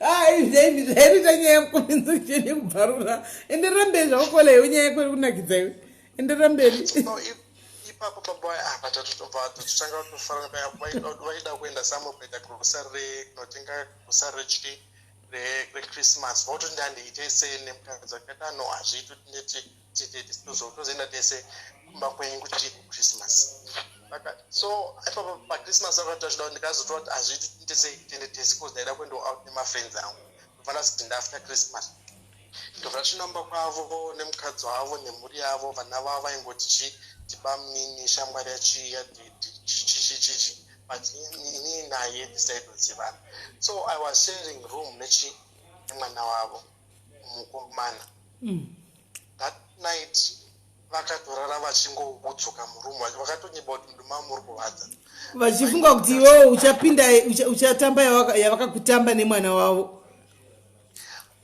no vakarashidzwa mudumbonye vaida mwana vaitova mudiki anga shesa primary level alright so ivo vaida kutiza mukadzi wavo mubedroom kuti vaya kuzorova lula newe mune imwe room iwe usiku ndobva wapera so apa nanditi ndobva long holiday yangu ndakatoenda navo kudzokera navo kwavaishanda vatondita ndete so vakatondikadzira mateza tinasina napassport vakatondikadzira ETT tikatoita tese for long holiday yangu yeolevel ikoko tikatoita 3 months tinavo baba vaya mukadzi wavo kana kuziva chinhu kana hapana chaanotomboziva kana chaanotombofungira hapana nai jesu wangu nai mwari wee jesu bamnini kupi kubasa mai we ndobva ndatodzoka mukadzi wacho takazongonetsana waidi pane zvitakatozonetsana kutangosiyana but mukadzi wake pakarwara akatonza kuti mukadzi wangu ari kurwara ndikatoabhazi ndikatonomona mukadzi wachona akati baba munini vauya akatondipa transport yekudzokera isi asingazivi kuti uri girlfriend asingazivi kuti uri girlfriend yemurume wacho futi asingazivi kuti ndozviri kuitika even izvozvi zvamin South Africa kuno kwachona handizivi hangu kuti chinoenzoita kwandikozi vanhu vachinyandowanzodita vanhu vari married I don't know kuti chii unda vanhu vari married unda vanhu vari married handivadi but ivo ndo vanondida okay o vanhu vari married ndo vanokuda nai jesu wangu chirega kuti fisa chirega kuti vhundutsa zvenhaiwe chirega kuti haigezvikotabiko iwe ndinoverega kuti vhundutsa vanhu vari married ndo vanongokuda handizivi kuti chii kuti ndisangane nemunhu asiri married atori serious zvishoma handisana kumhanyatsa kutenda munhu atori asiri married mwari jesu so ndikukwanisa kutaura kuti pavanhu handapa kutenda handazorora andazorora haikoto ndawozorora guys ndawozorora kuti kuzorora iwai nyaya yakevhi ndazozorora saka in other words you're trying to say kuti varume vakawanda varimo mudzimba nevakadzi asi vari kuita izvi kunze izvi nemagei vari kuzviita varume hombo. And chimwe chinhu chinoitika ndechekuti vamwe vanhu vari mumarriage just because of maybe of society of kungoitira family yavo kuti zvisazonzi ndakamira ndakaita sei kuti vanhu vasataura because pressure kuvabereki inozoeka kuti chirora. Vafanira nenini my mom is expecting kuti ndicharora but kwandiri it's hard kuti nditotaka kana feeling yachona nemukadzi. Hai Mwari.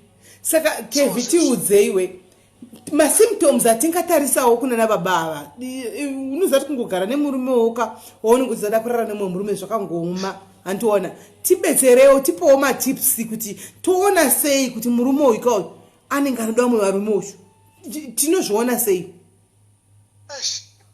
panonetsa kuti nditi ndingakuudzai kuti munozviona sei because vamwe they are good at hiding it. Vamwe zvafanira kuti symptoms mumwe mukadzi mumwe murume anogona kuita sei kuti kuramba mebonde nemukadzi wake but vakadzi easily asuspect kuti maybe ari kudini ari kundihurira nemumwe mukadzi but sometimes dzimwe nguva haasi kuhura nemukadzi ari kuhura nemumwe murume. Ei Mwari. Saka vakadzi andi muri kuzvinzwa ka vakadzi andi muri kuzvinzwa musavhaire muchituka mumagei muchidii varume kunze uku marume venyu kunze uku varume vedu kunze uku muri kunzwaka guys never say never kumunhu wechirume vaimwana anokuitira vashaendi varume are very good at hiding kana achigona kuvanza mugirlfriend chaiyo kokuzoti anongova igirlfriend inenge ichingoti side chiki anongokutaura kuti dzimwe nguva tarisa friend yemurume wako kuti iyo unotofungira kuti ane gore but tasa best friend maybe watora nebest friend yake anoti best friend nei Mwari wejesu nei Mwari kwagara mune varume vane mabest friends tarisai best friend dzei varume venyu pamunenge chiti kwai best friend ka hapana vanhu vakuita lula pamwe chete hanzi anonga achita lula pamwe chete my way nai jesu enderera mberi kole. I remember imwe incident ndichiri kundiri college pane friend yangu airenta imba like yaiva 3 room vaishare so we used kungoenda ikoko kungonochida chichi so aiva munhu vamwe baba vaimbatira renti chimwe achingomita zvimwe zvinhu so mukadzi wake aingofungira kuti aifunga kuti murume wakaita seanohura chichichi so munongoziva kuti ziyana rinongofamba paangonzwa kuti chimota yemurume kutoka chiona pamba pakati what I think ndo pane girlfriend yake chichi so mukadzi one day akatosvika ichozonesa nditi taitoona paifarira bhora mukadzi wacho mukadzi akatorivhira toti chi ndabata panogara ure wanike pari kubuda mukomana wanike akatosvika takatogara tingoro vakomana desi takangogara tokona bhora akatongobusa egg. Saka haana tuzombofungira kuti murume akari kuchita akatongoti hai boys vandawana akangoti boys dziri kuona because akatosvika chitongona bhora chingoona mabhiya takagara so akangofunga kuti hai boys dziri kuita sei dziri kuona bhora ndobva atongodzokera shit isi so zvinhu zvinonetsa ende vanhu vanoti satanism hapana kana satanism imboripo satanism chaicho hai mwana anongozvarwa akadero inini izvozvo zviri close zvangu but family yangu I think kunyange ndikada kubuda out I think vanozviziva vangavhunduka asi vanozviziva it's just that kuti they are waiting for you to tell them. Yeah, exactly. Because from your voice uchitotaura kudai we can actually hear kuti you are totally different and waona so na ivo maybe vanogona kuti kutya kuoffenda kuti vatange kutaura kuti ko nai zvakadai nokuti hazvibvunzike munhu but somehow vanenge vachitongoziva kuti zvakadai saka when are you planning to come out in the closet?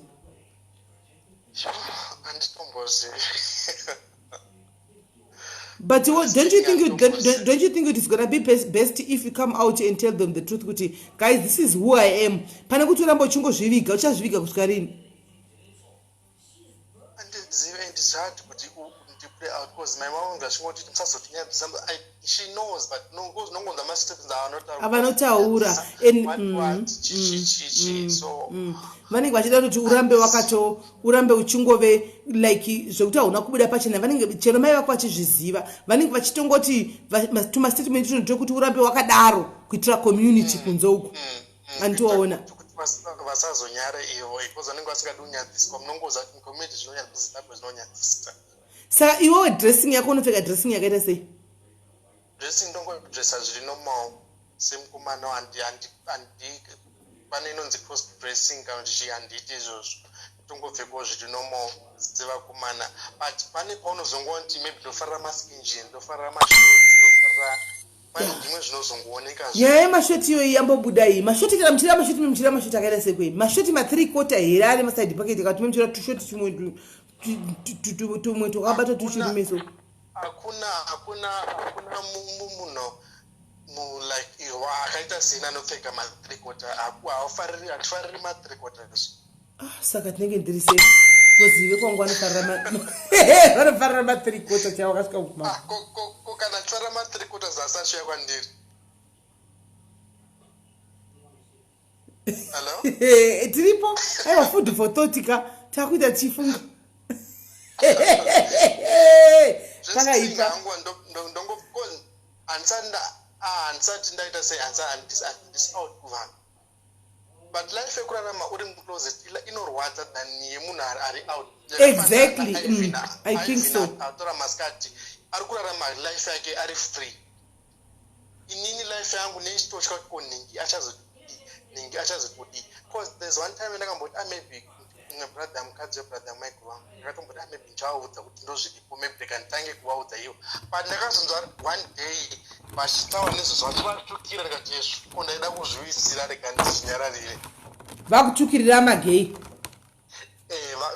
pandakadarika neparod chakapfekawo zvosikati wati kudaidzira kozvaida kutozviwisira and in like zvakafanira kuti ndikaenda munonzi mumaclubs kana maclubs asimbore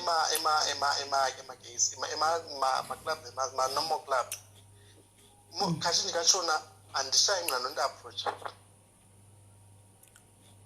manormal clubs handishayi munhu anondiapproacha munormal club handishayi amunyuku handisi kugara izvezvizvi ndofunga 5 months but asati ndamboenda out kana kumboenda sei but christmas takaenda out necousin yangu titi two tichingosvika boys dzepadho mwana wacho agotanga kutoti ndakaenda ndakapfeka short yevesi manje akatanga kutoti yo wakanaka ndobva ndapinda mukati tagara mukati muclub muya nekazini yangu tasangana nemusikana wekumaraini parkinda tagara ndobva paita mumwe mukomana agotanga kutera vasikana mukazini yangu nemusikana wetaiva naye akutanga kunguwatira ndikakomana dachi vada makazini yangu tabuda muclub yake takambobuda agotitevera ndobva akuti muri kudzoka tii tikudzoka tadzoka yechi2 tapinda anguva neni zvikanzi handidhonza bva ndanomira pasaidi zvikanzi chichi ndokufunda kufarira wati I thought tiri kuda makazi akandina zvikanzi no handitombodai iwavo ndikutoda iwewe chichichi you see things like that zvinoitika mumaclub zvinoitwa nevarume vei ko ivo varume vacho vanozviona sei kuti iwewe sezvati unodhisa zviri normal and stuff kuti iwewe uri gay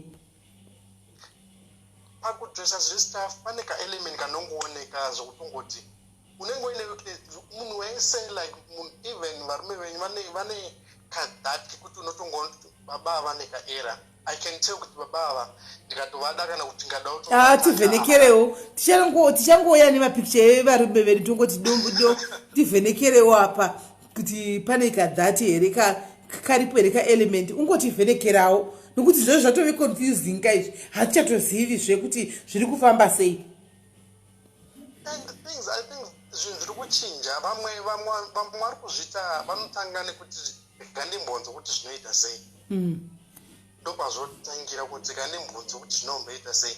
Pakunzwa ipapo onakirwa kwandinonawo.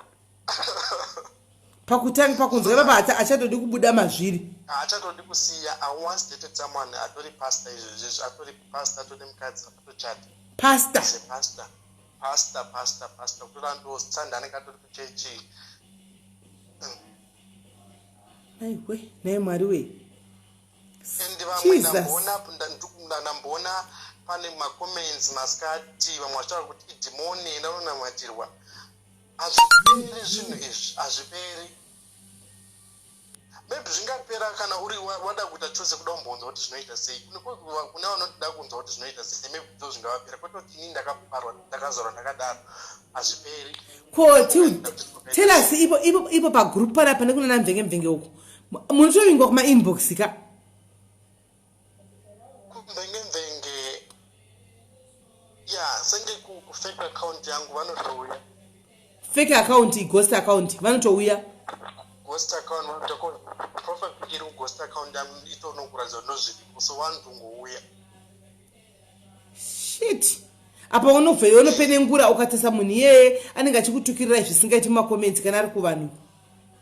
Anenge achikutukira kumacomments kunyange muclub chaimtomo unogona kupinda vanhu votenga maybe nemukwazi ndiri mukwazi nangu but ndotamba nevamwe vayo vasitu kana types dana Ivy ndotamba nadzo because I don't mind but ndotamba naye kure kwete kusida kumaraini ngokuti vanhu vanozondoda kuti ningi uyo atamba nevanhu vakati no tikasangana mutown zvoperera mutown nevanhu vakadaro then ndakumba I will try to rarama a normal life but I'm just faking it as kundiitira like izvozvo zvikwandiri nditori lonely because ndiri munyowani kugara ndakashifta. Asi hautoshayi murume womunhu anotouya maimaje kuzokunyenga kwauri kutogara ikoko. Ndopandiri kutazva kuti patakaenda out apa ndopandakasvika ndichinonoingwa kubva. Dammit. Apa pamweyo unopesa kutozoziva mukadzi wacho kuti munosangana kumagroups uko anenge achipengereka mai mwana vamwe ndive maiwe achipengereka zvisingaita achitaurisa me muchingotasa iyi muchingoti ende zvakaoma shuwa ngavatidzikamire ava dei vachimboziva kuti baba vekwavo tinoita sei dei vasingadaro shuwa.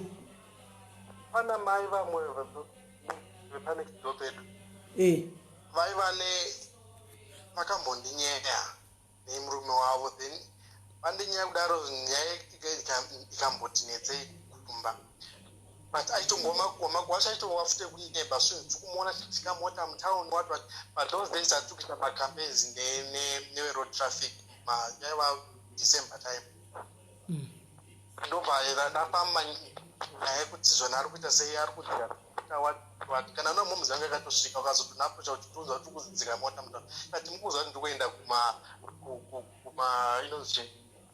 kuma-campaigns eroad traffic handina mota dzandingokwira vanhu vavabatwa zvinhu zvavasingazivi but akazozvara matwins akomana and pamatwins akomana iva pane mwana one wachona aneka era mwana one wavo atoneka era utoti unotonga kuti mwana uyu achava neproblem atori gay kudhara atori ndozvaatori ndozviripo.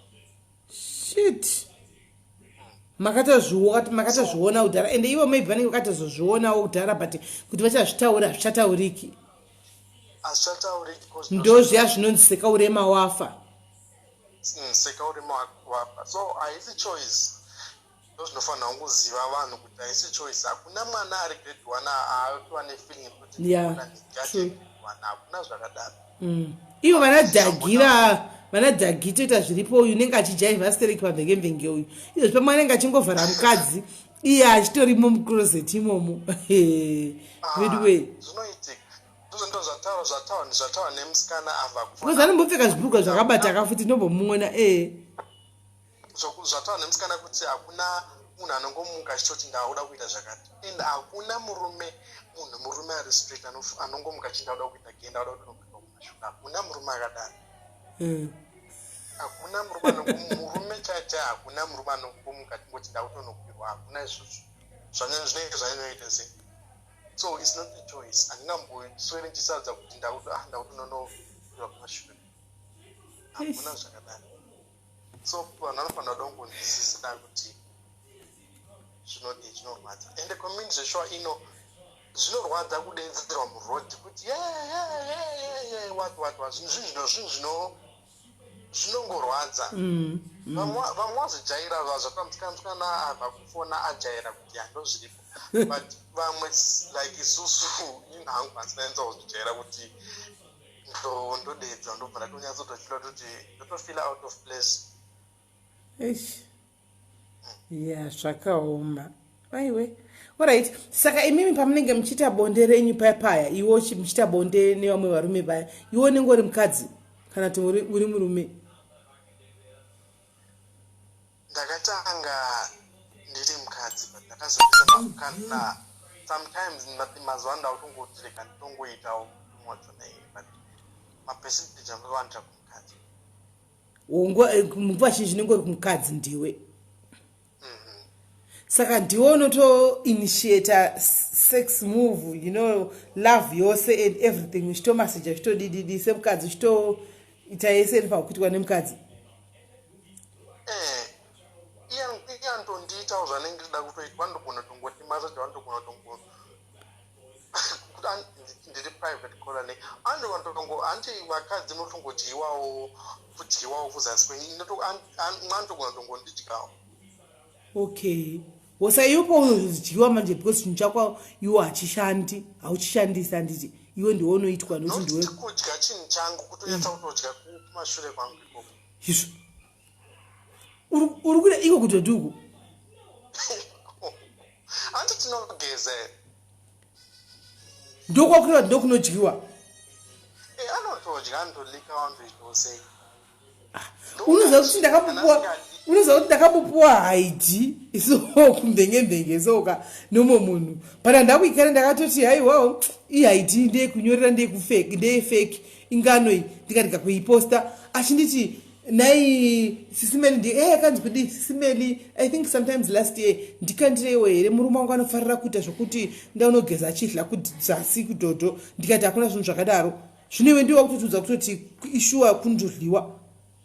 Zviri kuvanhu kana achida anodya kana asingadi handimanikidzii ino kana achida kumudya uyu yake ndogona kumudya kana asingadi handidi asika pakudya mweya wedu zviya hauperi chero kwakwesha sei chero kagara nedomestos chaiwo hauperi asi anenge akabhuloka minwe.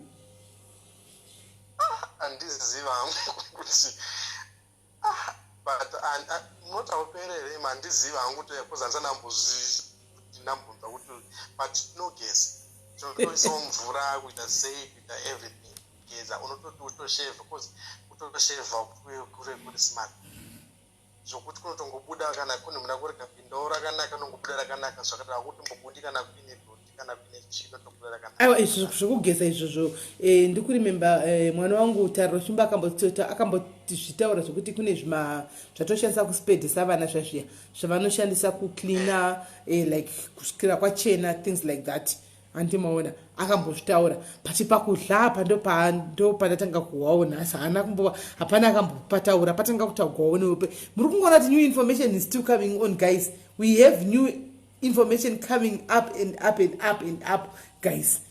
Saka kutonyatsa kumapasanura kudai so oto pakati papa achidya toda pakati papo todya topapedza tozoita zvatinoita tokutapedza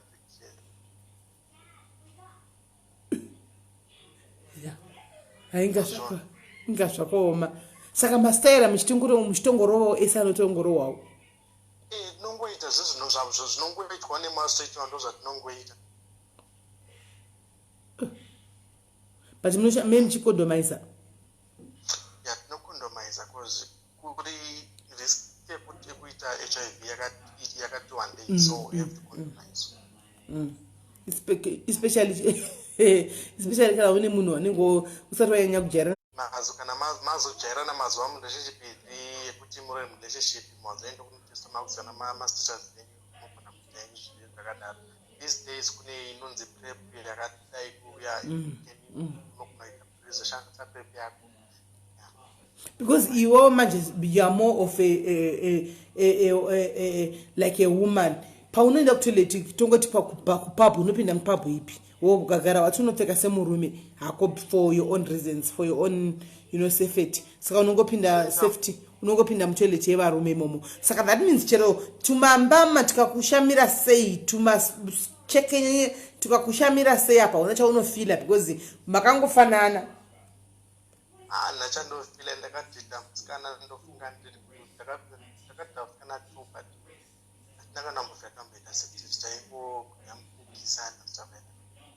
Ndichikura vanhu vasikana vaitongondida vasikatozivi kuti mwavari kuda vachona handona kana tiri nazvo. Because I remember pandakatransfer chienda kuna daspo ndichingosvika tobva pauya class teacher tobva tomukobva amune manyoka mazere chichi so pakangoita musikana nongozati muda tinongoita vanhu nanekangangwarisa pakuita musikana aivambo zvikani naye munyokama pana anonzi nakai achitaura ini vanhu ndokubva vaseka and zita rokuti nakai rakabva pararira pachikoro rokuti vanhu vaingoti vaitongonena kuti nakai kutaura ini. Okay, saka pana mumwe abvunza mubvunzo panapa, hanzi so pakuitwa yenyu inomirawo here? Yeah, inomira. But isina basa zvayo? Ndinge chitoenjoyawo ndotosvika pakutopedza ndatoprodusawo. Okay, saka dzese dzakatongori dzakamira dzese? Because nditese tinge tichinakirwa ndichitomufila munhu tese tichifilana. Okay. Hey. Hai vanastadzidza saka timbodzokera kuna baba vekutanga vaya vekukubata vaya uri mwana mudiki vekutanga newe vaya tongoti ndiwakabvisa virginity yako vekutanga baba vaya vekumboramba vaya wakazomboziva here kuti baba vaya vari kupi? Variko kupi kwamaigareko? Pavanogarepo.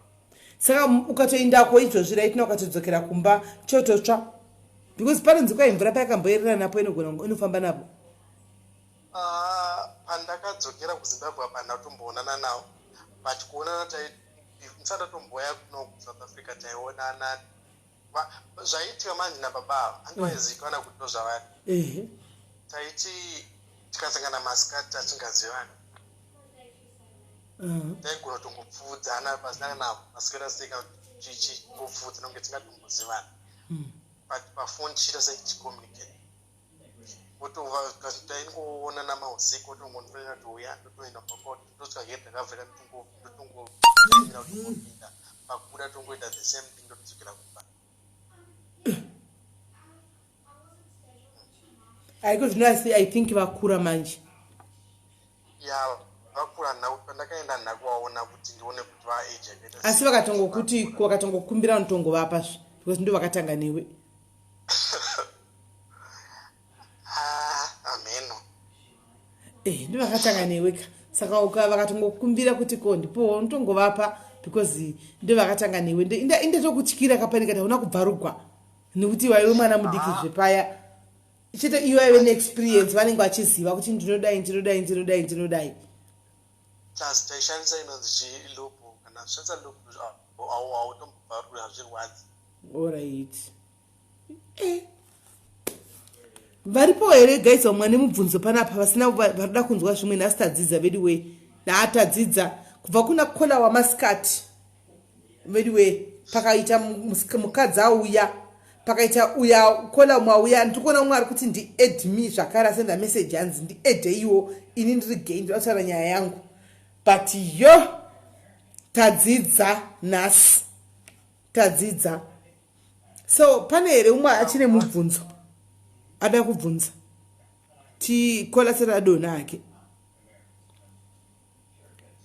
vanhu ngavabvunza navafanira ziva information. Hanzi zivai information kola muni kana maviewers kana muchiziva mune mibvunzo itogarai mabvunza izvo so tikupei information. Hanzi ko manyoka kudi kwawo kola ambodzidzisa masikati ataura kuti hakuna manyoka ataura kola ukatisa live yemasikati ati hakuna manyoka zviti manyoka but pane pokuti unenge uchinzwa mudumbu I have to avoid the sis because name serious trouble. Okay, kana uchiwa mudumbu unotoavoida sex. Unototi kachingotaura mulanguage ndiri kumwedzi. Alright. Ndo language yamushasa ndiri kumwedzi. Inenge ingoro language yekuti ndiri kunzwa mudumbu. Because rinogona kungoerera. Nogona kungoerera then azvizoiti zvakanaka. Azvizonakidzi endi izvozvo. Ish. Right. Varipo here vamwe vane ningikiri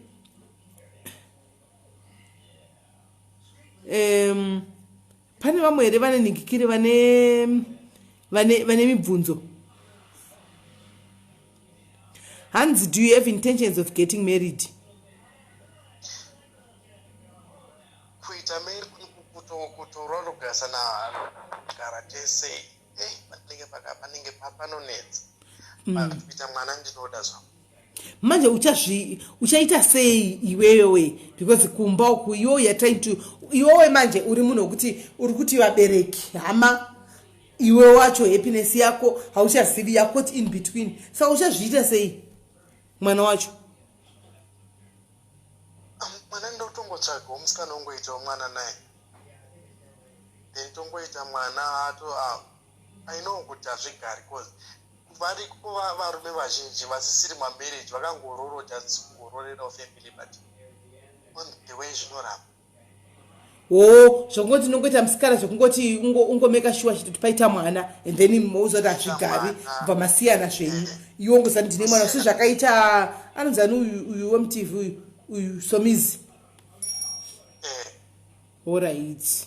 No, that can work. Saka musikana apa watoti wamuwana here unda kuzomuita nemako ikatokutsvakira pamvenge pano apa group Sis Melly. Handipungwe pamvenge ndingamuwana vanoti azvikuti zvinoda munhu asingatombozivi kuti chiri kuitika. Hapana ari kukuziva sofa kuti ndiani kunze kwanguzvi. Hakuna nokuziva. Obviously ndichamutsvagira munomutsvagira muchiti chii? Pane muchinda kari kuda musikana.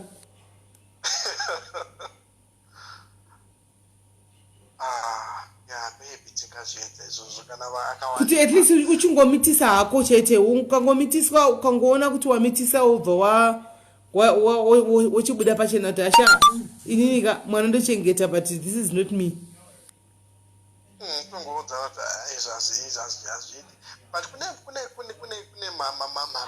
ma-lesbian chao ukuthi maybe ukawana iye okoza andosvika paseje kunzi auda kurova maybe ukawana iye tongopretenda kuti tiri ekapo then kana taita mwana then we know kuti ari kunoita zvake toesangana pakati. Kana kuti tinogona kuwanawo muLesbian ari kuda mwana mubva mangoita henyu. Pane atoripo apa hanzi nditoripo nono hanzi nanono ndiri paneni ndinotoda hangu ini uya tiite mwana wacho. Aripo nono uya aripo uyu nono ari Cape Town here garasha ndofunga.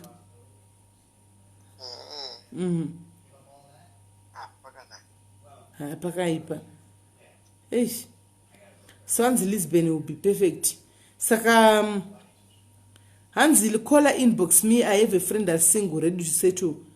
But Miss G ari kutaura kuti marriage yake hailaste nemukadzi chaanoda mwana because anozviziva kuti iye is not into vakadzi, saka chanenge achingoda mwana chete. Mwana achingoitika achangodzokera back kune zvaanofarira andimaona, saka marriage haitolast. Marriage hailast.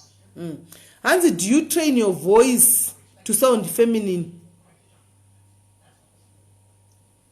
No, anditrain voice ndo zvinenge zviripo.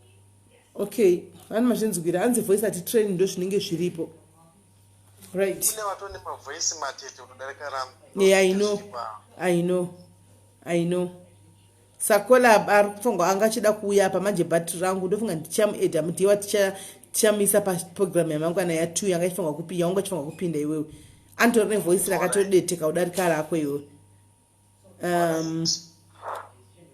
Anzi mavoice ava akanaka zvokuti asi.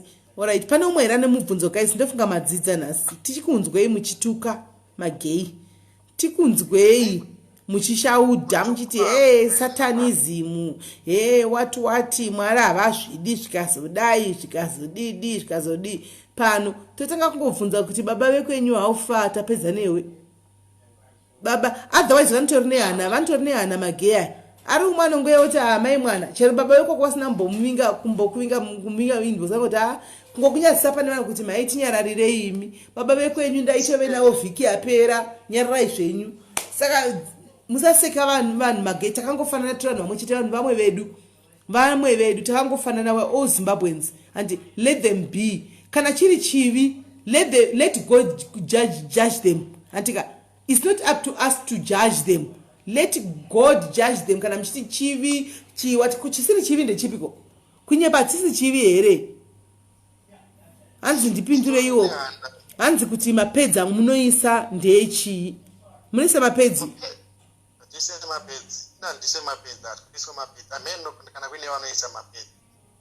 hanzi ndishandise mapedzi zvemapedzi yazvisivi ndakambosaka nemumwe kune vanotaka ezeni kutaka tiki yavo vanowanzopfeka ya hatitaure ipapo ya tiudze nyaya yetaking taura nyaya yetaking inofamba sei vandakamboza zvitaura ina handisa ndakamboita taking but vandakanza kuti aita anoshandisa mapedzi kutaka kutotaka oisa bed opfeka bed rake zvokuti registry anogona kupfeka munhu iyeye handika munhu iye anogona kutopfeka asi blambi iripo ende panenge pakatori plain hautombooni print mazvihwira handi mazvihwira musati kwai makwada kudii kwai inopetwa mai mwana yofoldiwa yoyetswa kutakiwa ini zvokuti munhu anotopfeka gistrin chaiko chaiko hamuioni hapana chinoonekwa saka mazvihwira handi mazvinzwa mazvihwira handisi ndadaro mazvihwira ehe so pane here mwana mubvunzo pane mwana mubvunzo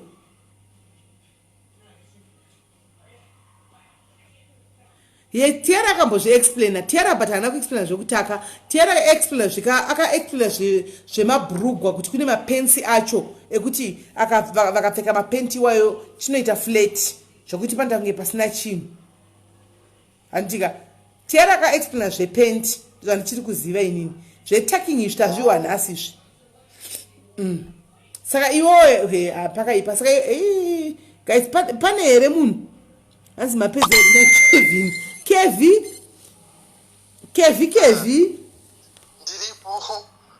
ndiripo ndeumwe Kevi ari kutobvunza danzi mapedza here Kevi ari kutobvunza panapa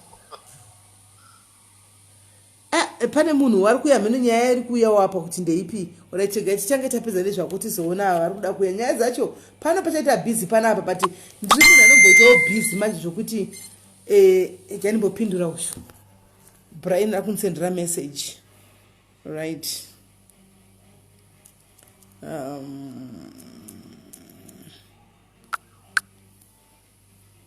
right nachambopindura bhubhu ari kunsendera message antimaona so guys handiti manzwisisa ka you have heard it okay mashame diwe I can see you guys you have heard it madzidza handika let's not discrimination hatidi antika do not discriminate antika don't discriminate because manzwa a lot of things antika a lot of things that we have heard that we have learned pano palife zvatanga tisingazivi anditika mazvinzwira antimaona saka pane here umwe achine mubvunzo guys Kevi asati adona Miss Jew chaura wana Kevi aza nditrust vana Kevi chetrust vana Kevi vese Kevi mabhizi azi na Miss Jew alichakutrust pane here ane mubvunzo guys sati itaadoneza Kevi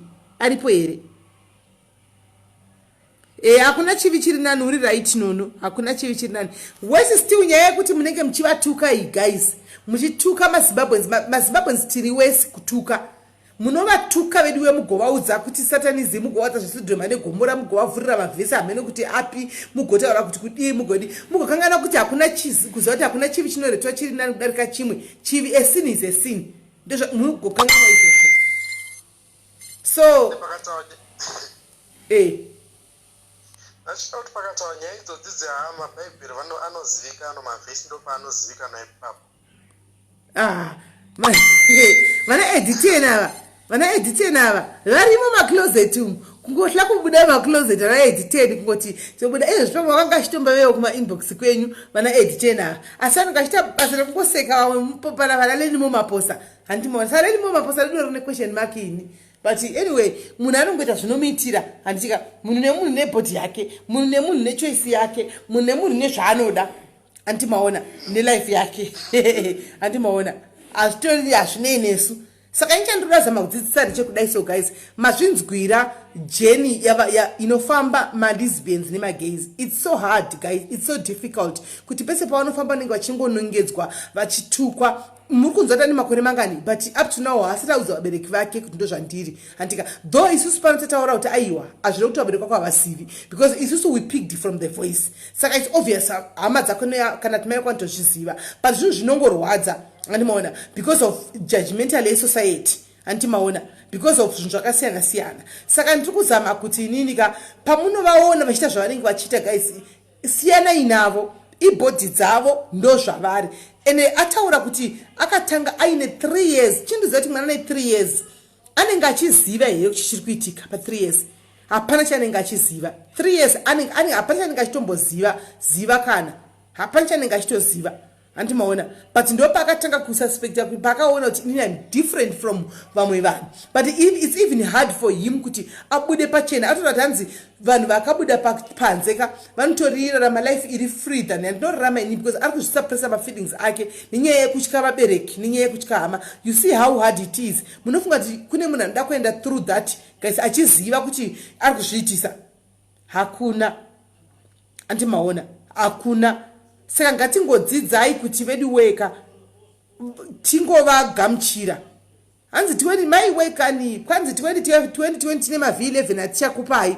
naziki handimaona mavhi 11 aya uchizoburisiwa zvino nhasi gore rinoka pakaipa saka ingozivai kuti gaizika let them be themselves antika as long as vasina kutsikira mugarden menyu handimaona and from what he was saying ndofunga mamunzwa vanogona kukipa secret vane respect vanava ndofunga mazvinzwa havanei nemi havanei nazvo anotonyengwa nevarume vevanhu vacho ivavo but achitorespecta asingatoudzi kana mukadzi kana kutovhairira mukadzi kuti ndozvitoripo handimaona vamwe muchipeshonkapeshoka macomments umu saka food for thought ndakusiyirai mo ameno zviri kwamuri guys kuti is either tovagamuchira musociety kungoti aiwaka izva zvindaafekti kumba kwangu hazvindaisi kudya sadza kumba kwangu ibhodhi yake hazvinei neni koini ndika mwana yeyu nhasi ndikazvarawo wangu mwana nhasi anenge akadaro ndotozviona kuti mwana uyu ane gore pane something chiripo ndogwedhlera muchemba here ndinokanda muchemba yemutoileti yegomba here ndorasha here zvichangokupa ansa kuti ngatingovadai vamwe vedu we are all Zimbabweans andichika ndofunga Kevi waita hako ne-information tadzidza elot. Thank you very much Kevi. Thank you very much. Kuna anoda kubvunzo tinongomurayirawo ungozomurayirawo ungozomuhameno mongozovaudzawo kuma-inbox vachida kuziva zvakawanda. Kuna mwari confused kanenge asingazivi kuti ndiri here kana kuti handisi here hameno. Kuna wasingatozivi but kana usingazivi unongochiri kuma-teenager kana wadarika teenager usingatausata kuziva pane nyaya maybe aulongo experience wakwete kuti auzive. Thank you for the information mwena. Thank you very much. Thank you very much. God bless you. Waita hako. All right, night pass. Thank you. Blessed night. Bye. Right. Mashinzwira guys. Mashinzwira guys. There we are. So guys, tine umwe angaruda kuedga zvakara angaruda kupinda but unfortunately nenyaya yeningikiri yebattery apa because ndiri kushandisa kafoni apa isi pachaja tichamuti tatina 2 mangwana tichozomuti na show ya 2 mangwana ndiye achauya pashow ya 2 mangwana ozokudza yo jeni yake handika vakawanda guys vakawanda there are many munoziva vashoma munoziva na Lala because Lala anotaurisa handika munoziva Lala imimi tariro shumba because mother venyu munoti mother ini kwandiri mwana anotaurisa stereka anodi but vakawanda there are many of them pamashows akafana neano aya maziva vangani nhasi vabuda vega hatina vatatsvaga vabuda vega vauya vega kuti inini ndikuda kupinda maona vangani sofa 4 antika takuti 1 uchitomisa pashow yamangwana yemaskati yayo handimaona tomisa pashow yamangwana yemaskati saka ndimaona kuti vakawanda guys but vanotyika kutaura vanotya kutamba mumagroups nevamwe nenyaya yekuti munovatuka munovanyavaidza munovaseka munovatukira dzinza rese handika kuita sekunonzi bhodhi dzavo dzacho dzavanoshandisa ndedzenyu handimaona so zvandiri kungoti guys ngatisanei nazvo izvi handimaona ngatisanei nazvo izvi kana wangoona kuti iweweka une your own opinions about magay aya kana kuti malesbian aya kaya chingogara usatambira mudhuze navo just give them their ngovasiya vari kuleni ravo iwo gara kuleni rako havambokuvingiwo kuleni rako ukangowirana navanongo ndo vanhu vandoziva vari nice manje ndo vanhu vandoziva vari nice manje ukangowirana navo munokuwirirana zvakanaka havana problem andimaona havana kana problem stay in your lane and let them be in their lane that way mutava zvakanaka chete ndozvanangoti nditaure nemi so anyway in conclusion muzora nhasi tichivhara show yanhasi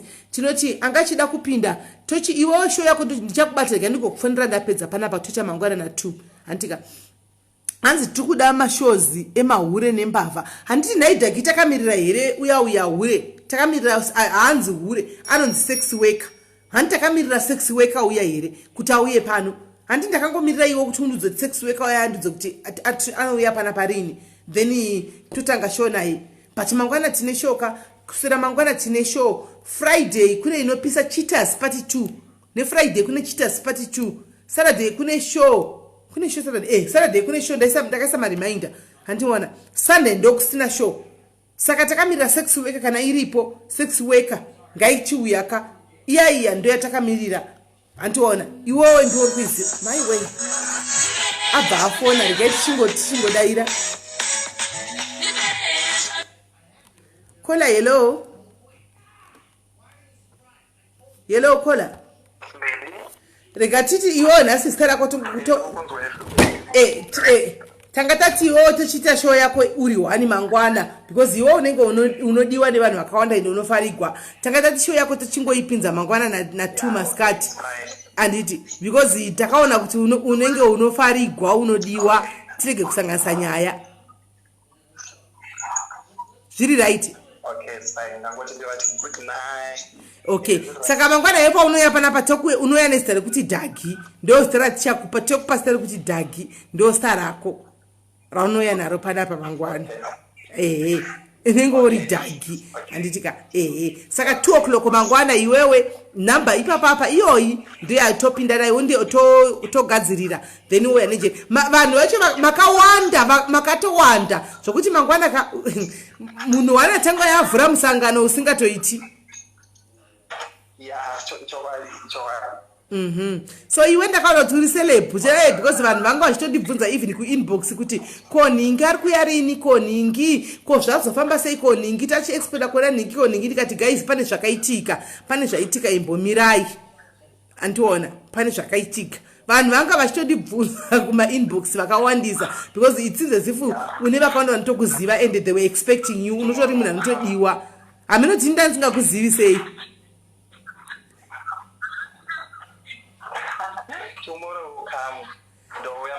ndikuuya kujobheki koko nemusi Thursday wazvinzwa alright titotaura mangwana pashow handiti okay love you too right angachida kuti good night show yake iriko mangwana handitika SCP show yake topinda naye mangwana na 2 maskati handitika dhagi toya naye pashow mangwana na 2 maskati ndiyo watinenge tinaye pano na2 masikati tinenge tinaye pano. Saka inini guys, in conclusion, I don't go to guys, we are all Zimbabweans.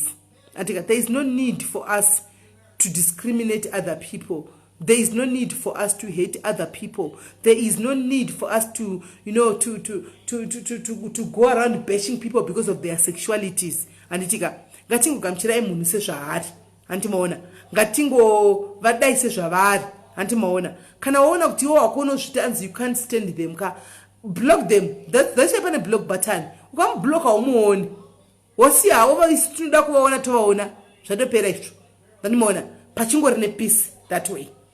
Andimaona ndozvanangoti nditaure. So guys, pano kune vasiri kuziva, pano pa Melly's Diary, pa Sis Melly's Diaries guys, pano kana uine nyaya yako yaunenge unayo antika yako iwe your personal nyaya anti your reality nyaya unouya Twitter live utaura nyaya yako woga hapasi pekuti hide me. Aiwa ndepekuti unoya utaura nyaya yako wega inichangu live nekubvunza mubvunzo iwe utaura nyaya yako wega. Antimaona kana even maybe wakakonana neshamwari yako antika muri kuda kugadziriswa mose nefriend pakati amakuwa munotouya pano mose shamwari yako apa iwe apa mweti achifona odona umwe ofona odona tingodaro tichitaura nemi mose. Antimaona tinzwa nyaya yenyu muchigadzwa tichingodaro vangave vamwene nemuroora vangave murume nemukadzi. Antika iyi tinoita ma-online reality talk shows ndiwa tinoita pano. Antimaona zvinhu zvamutanzi zvamunotya kutaura kunze uko tinozvitaura pano. Antimaona ndosaka nchiti pano hatidi vanhu vanotuka vanhu, hatidi vanhu vanouya panapa vachita unhu hwekumvenge-mvenge. Munoita chimvengeri yenu uko ini tori mvenge-mvenge ndindakrita mvenge-mvenge yacho ndoita umvenge-mvenge kumvenge-mvenge. Kana tabe pano toita zvipano une dambudziko rako une munhu wechikwereti wakunesana naye antika uri kuda munotouya kana watondipa nyaya yacho unotondipa nenhamba yemunhu wechikwereti ndoinda mose pano tichiwa zvakaitika zvakafamba sei. Ma-comment section ndo anenge ari majaji vachijaja kusvikira magadzirisana anditika kuti pave nepeace. Ndozvatiri kuda anditika hatichina basa nema-TV yedu tinayo ipo pano pa Sis Melly's Diaries. So guys, maita yenyu guys, thank you very much nekusapota chironga. Musakanga nokusubscribe anditika musakanga musubscribe anditika pane Sis Melly's Diaries YouTube channel anditika hande itino subscriber guys, hande itino subscriber. Any topic yaunayo yoda kutaura nezvayo tine vanhu vechivanhu pana muchembereso kwava tatombovadanawo panapa timboyawo tichimbobvunza kuti tinombokona muchitoita zvemaherbs muchidii muri ng'anga here zvinofamba sei vachititaurirawo majenis avo. Anditika munhu wese anofunga kuti ane jeni yake ane nyaya yake yakabhotla inside yari kuda kuti do you know kuti chinhu wakachisa mukati guys ukachitaura you feel better. Antimaona wouya panapa haujajwe hautaura udii wouya wovhura wotaura zvinhu zvako zvaunodii zvaunenge uchida kutaura. Antimaona no judgment no what no bashing. Antimaona then toenderera mberi. Antimazviona maybe you are HIV positive antika wakabuda pachena you want to come and tell people about your journey antika ne-HIV yako iyoyo antika this is the platform uya udze vanhu nongondiudza inini kuti ndo zviripo we advertise show day iroro wouya pano wodzidzisa vamwe because knowledge is power. Chiri kuitika kuti hanzi iyo people we are perishing because of lack of knowledge. Antimaona chiri kufa because hatina njere hatina zivo. Saka tikadzidzisana ione zvaunoziva singazikamune the next person. Antimaona tinodzidzisana. Antimaona so we've got so many topics.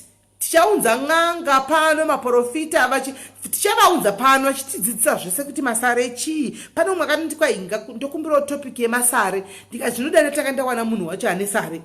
Munaro here sare racho imi uyai mutaure nyaya yenyu yesare tinzwe.